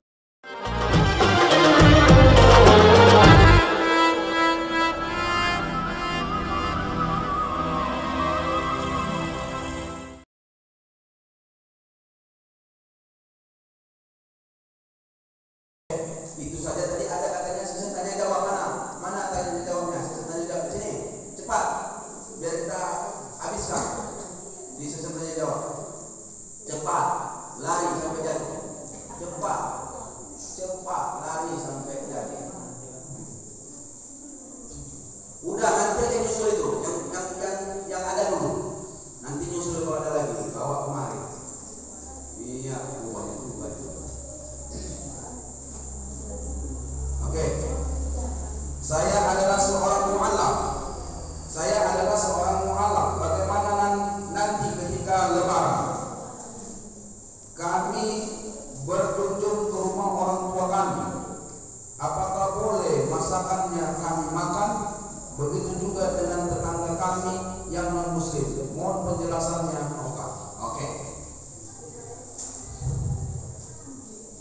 Mu'allaf artinya dari non muslim menuju muslim, tapi keluarga masih non muslim. Kemudian lebaran nanti kami akan mengunjungi mereka. Bagaimana kami makan makanan mereka? Begini, dengarkan.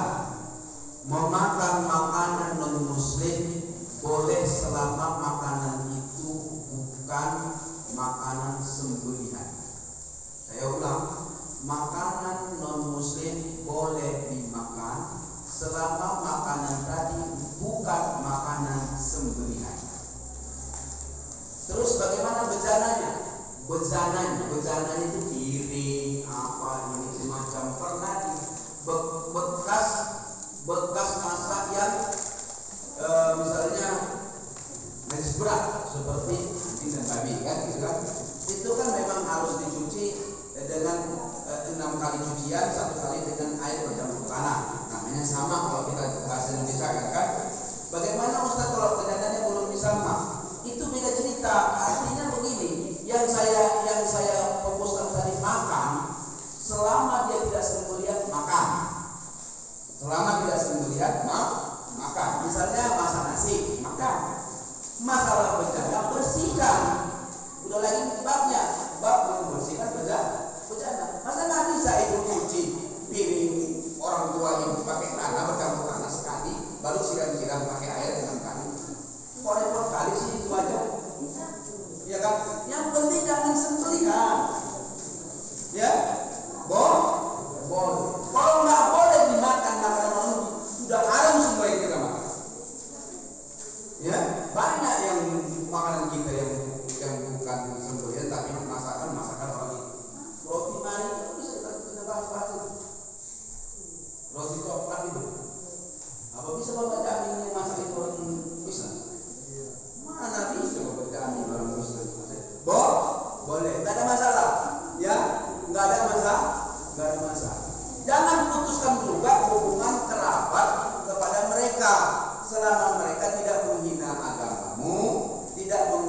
meninggikanmu dan tidak menghardimu.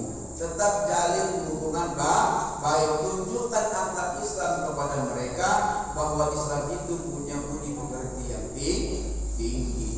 Jadi bukan karena Islam terus memakikan Nasrani terus kita datangi. Tapi hindari makan makanan sembelihan mereka, itu haram. Suami saya rajin menyuruh saya dan anak beribadah. Suami saya rajin menyuruh saya dan anak beribadah, tapi dia tidak. Suami saya tidak beribadah. Apa hukumnya Pak Ustaz? Nah inilah. Agama ini ibda bin nafsi. Agama ini ibda bin nafsi. Mulai dari diri. Dia berpahala nyuruh ibu melaksanakan ibadah, menyuruh anak melaksanakan ibadah, tapi dia lebih besar dosanya kadang-kadang tak beribadah. Ya, inilah nanti dibilang Allah kabura maqtan indallah an taqulu ma la taf'alun. Besar bencinya, besar marahnya Allah di mana kamu banyak menyuruh tapi kamu nggak mau buat. Itu macam agen lah itu Pak tadi kan. Suaminya itu agen ya. Agen pengawasan. Agen pengawasan kan gitu lah tuh. Jakarta. Orang ke Jakarta dia tetap di pengawasan. Ke masjid. Istri sama anaknya ke masjid, dia tetap di rumah. Ya kan? Agen itu Pak, pengawasan itu apa ini? Iya. Saya seorang mualaf dan ibu saya masih Kristen, non Muslim, dan sekarang itu saya sudah dan sekarang ibu saya itu meninggal. Saya selaku anak ingin mendoakannya yang meninggal. Apakah doa saya sampai Pak Ustaz? Nggak sampai, cuma tetap didoakan. Didoakan yang baik-baik. Tapi apakah berterima doa kita ini untuk dia? Itu tidak. Misalnya kita minta, ya Allah selamatkanlah ya Allah ibu itu dari barzahnya, masukkan dia ke surga. Nggak sampai. Kenapa? Nggak sampai lah orang nggak ada beriman. Cuman kita sebagai anak tetap doakannya yang baik Pak, yang baik-baik. Udah cukup.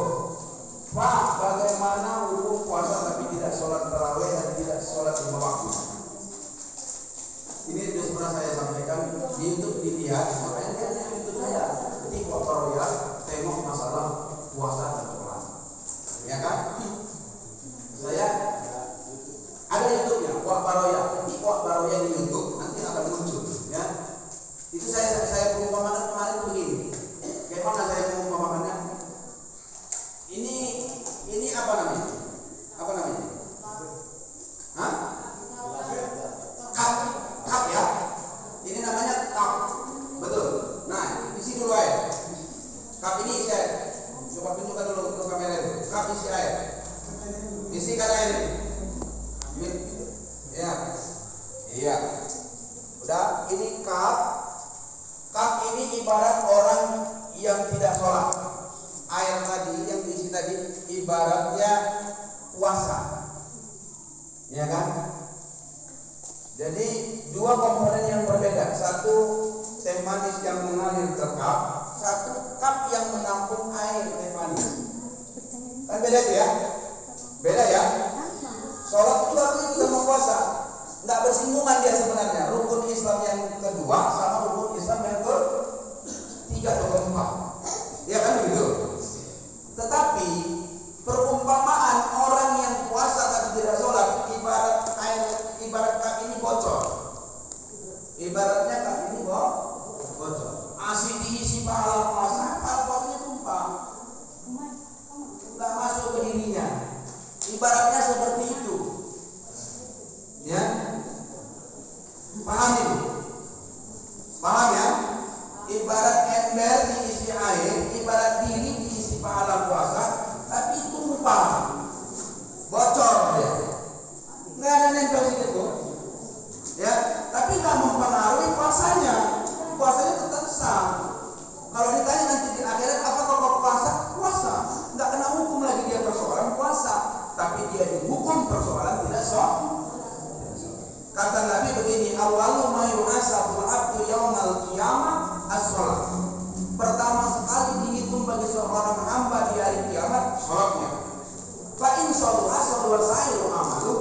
Kalau baik sholatnya, baik kan nanti ngikut dihitung amal yang lainnya.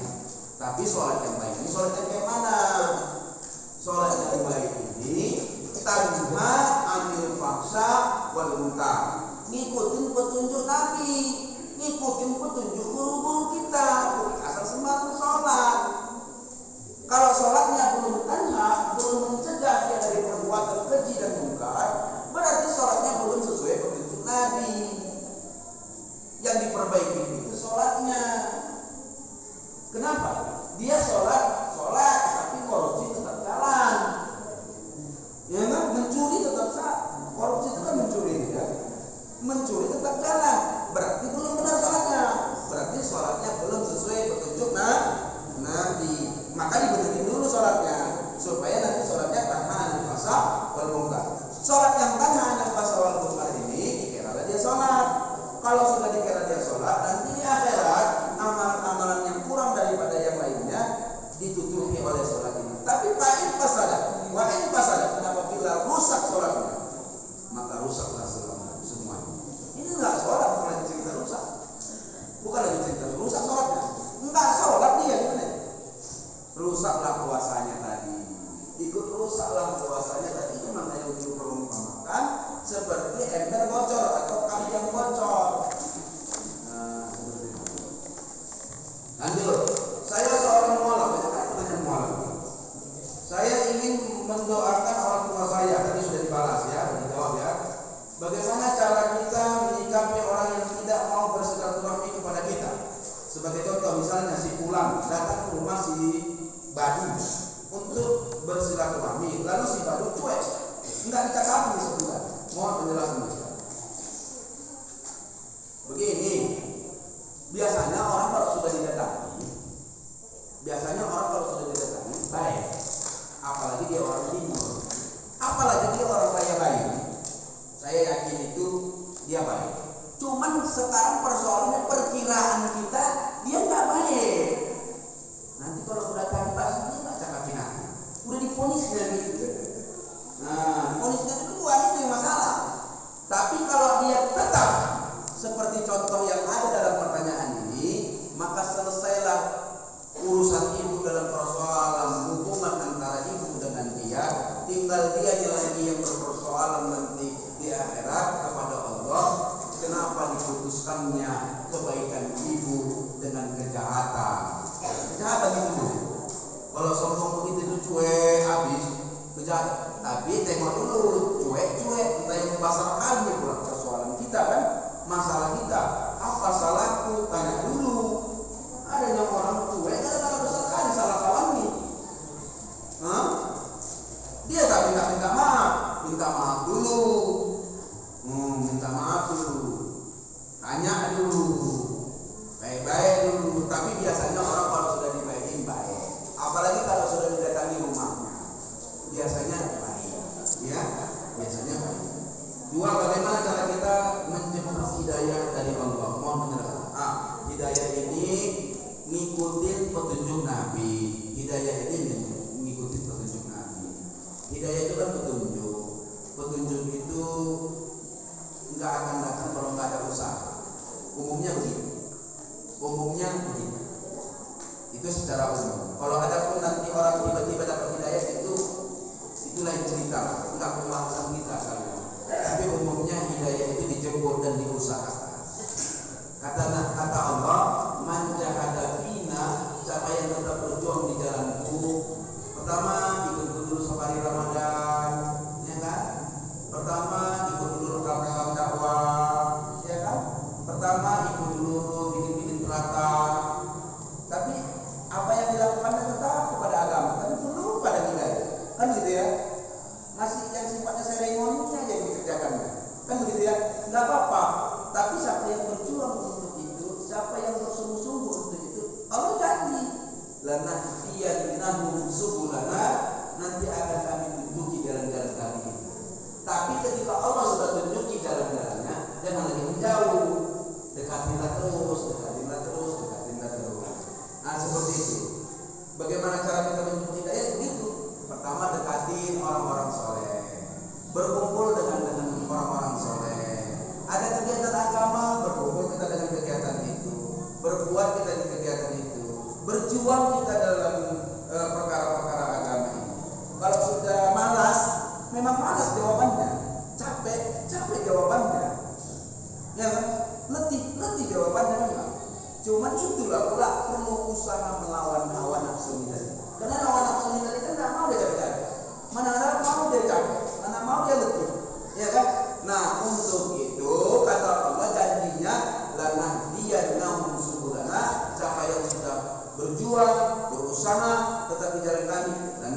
lahdiyanahum subulana, kami pastikan kami akan menunjuki jalan-jalan untuknya. Jalan-jalan kami itu akan ditunjukin Allah, kata Allah. Ya, itu saja. Innallaha ma'al muslimin. Sesungguhnya Allah tetap bersama orang-orang yang selalu berbuat baik. Hal jazaa'ul ihsan illa ihsan. Apakah ada kebaikan itu nanti dibalas Allah tidak kebaikan? Enggak ada. Tetap balasnya kebaikan. Itu saja nih pertanyaan yang bisa dijawab pada sesi tanya jawab ini. Mudah-mudahan tanya jawab tadi memang betul-betul puas ibu mendengarkannya dan puas atas jawaban saya. Artinya puas di sini mengerti apa yang saya jawab. Ada lagi yang bertanya?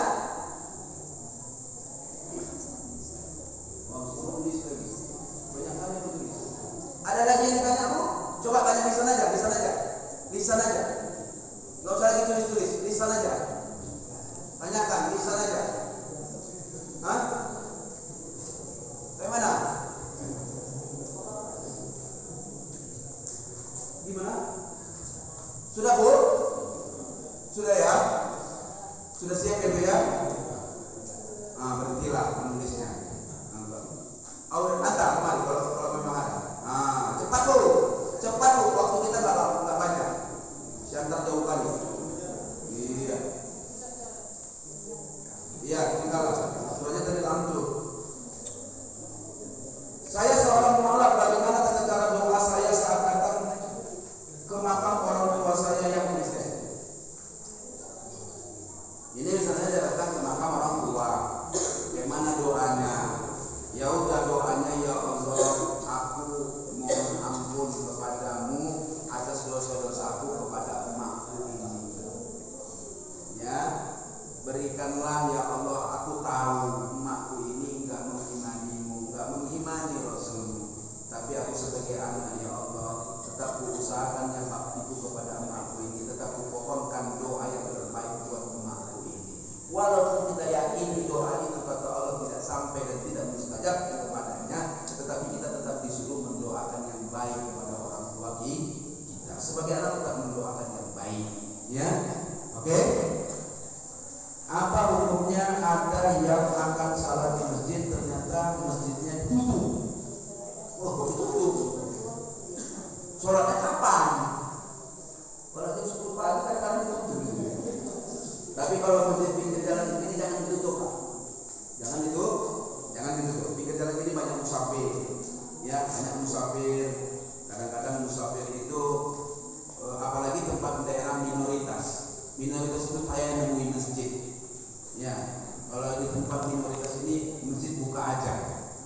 Misalnya jam 4 sore ada orang sholat asarnya jam 4 sore. Kenapa? Karena dia dari sana jumpai masjid ayah kan, atau dapat dia masjid tutup pula. Dia mau kemana lagi sholat? Begitu. Khusus di pinggir jalan yang tempat minoritas begini buka aja selalu masjidnya. Ya kan, taruh aja kotak infak di situ, mudah-mudahan dia berinfak buat masjid kita ini. Ya kan? Seperti itu. Kalau bisa masjid ini adalah takmir masjid. Ada yang mendiami masjid ini imamnya. Panggil anak-anak yang habis Quran itu kenapa bukan menjadi imam masjid? Ya kan, yang habis Quran itu banyak itu. Begitu terus selesai dia di kampungnya, di sekolahnya, dari kampungnya, di kampung kadang-kadang ujungnya hilang hafalannya. Tapi kalau kita perdayakan, insya Allah hafalannya juga tak, insya Allah. Seperti itu. Ada lagi budaya? Itu saja yang dapat disampaikan. Sebenarnya kami di sini bukan mau mengajari orang yang ada di Raya Bayu ini. Kami datang niatnya silaturahmi ya. Pokok pangkal itu adalah silaturahmi. Dan masjid ini bukanlah masjid yang pertama kali saya datang. Cuma tidak pernah sholat tarawih. Saya pernah sholat di sini zuhur. Saya pernah di sini sholat asar. Begitu. Pernah berjamaah.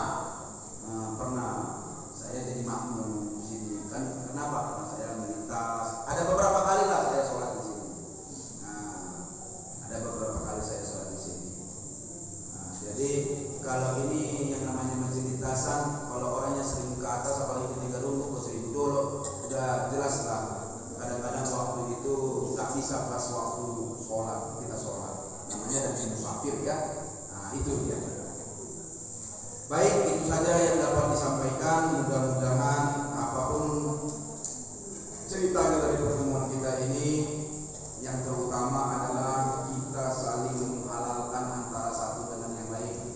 Kami mohon maaf atas nama keluarga besar KOP Alumni Himpunan Mahasiswa Islam Kabupaten Simalungun yang datang khususnya pada malam hari ini, memohon maaf, memohon izin kepada bapak-bapak, ibu-ibu, penduduk Nagori Raya Bayu ini. Mulai kami tadi jamu buka bersama, sholat maghrib berjamaah, kemudian sampai sholat witir terakhir tadi, dan ditutup dengan tausiah ini. Mungkin di sana sini ada yang kurang pantas, ada yang kurang pas. Biasanya itu. Kali ini kami yang datang ke kampung ibu, bisa jadi di lain waktu bapak ibu yang datang ke kampung kami dalam situasi yang berbeda, apakah kajian, apakah ceramah seperti ini, apakah gimana, itu Allah yang menentukannya. Tapi paling tidak kami sudah datang kemari, tentu ada yang kurang, kami mohon dimaafkan. Itu saja.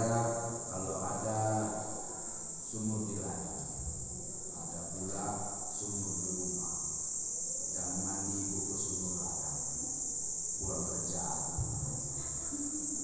ya kan? Tiada gading yang tak retak, ya kan? Tiada tuyul yang tak botak, tiada laut yang tak berombak, tiada ustaz yang tidak pernah makan berat. Jadi saya apapun ustaz pasti pernah makan berat, apalagi pernah mondok, apalagi pernah mondok. Ya, kalau ada jarum yang patah, jangan patahkan jarum yang lain. Kalau cakap saya ada yang salah, jangan kalian sampaikan sama yang lain. Itu saja. Assalamualaikum warahmatullahi wabarakatuh.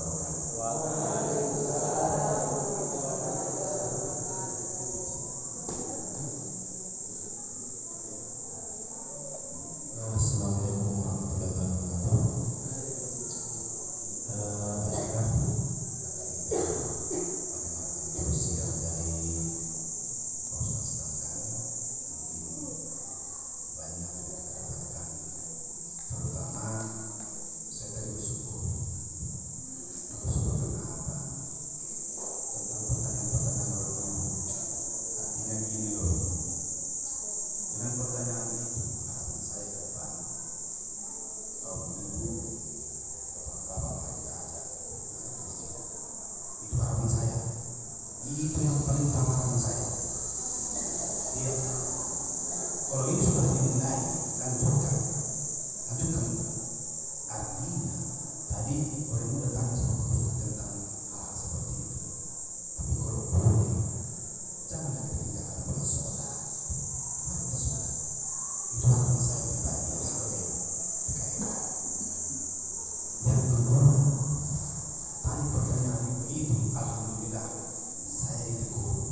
Kenapa masjid dikunci? Itu tanggung jawab saya sebagai PKM. Pertimbangan saya yang pertama, kenapa itu dulu kita belum punya makhluk, belum ada. Yang pertama. Yang kedua, ibu, masjid kita ada lingkungan bakaran bus. Itu yang kedua. Kenapa? Mereka sering masuk ke kamar mandi.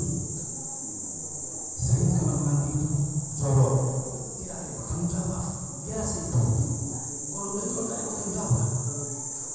Jadi menghindari itu yang kenapa saya kunci.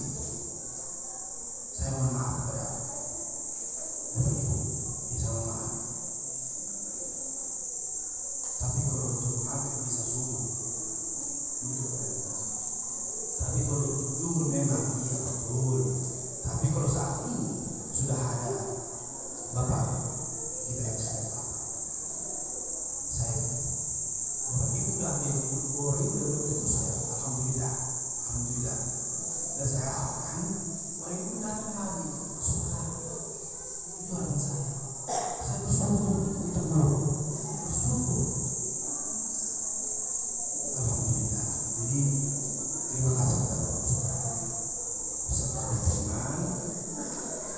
untuk dapat ilmu yang disampaikan oleh Pak Kandang, mudah-mudahan dengan apa yang disampaikan Pak Ustaz bisa kita laksanakan, kita lakukan, dan kita ini seperti yang saya katakan kita. Saya sangat bersyukur. Kalau bisa, sebetulnya mulai ada seperti ini. Kalau kita semua, iya. Jadi terima kasih kepada teman-teman kami, dan saya mohon maaf kepada kaum ibu. Saya mohon maaf. Saya agak kasar ngomong. Udah disuruh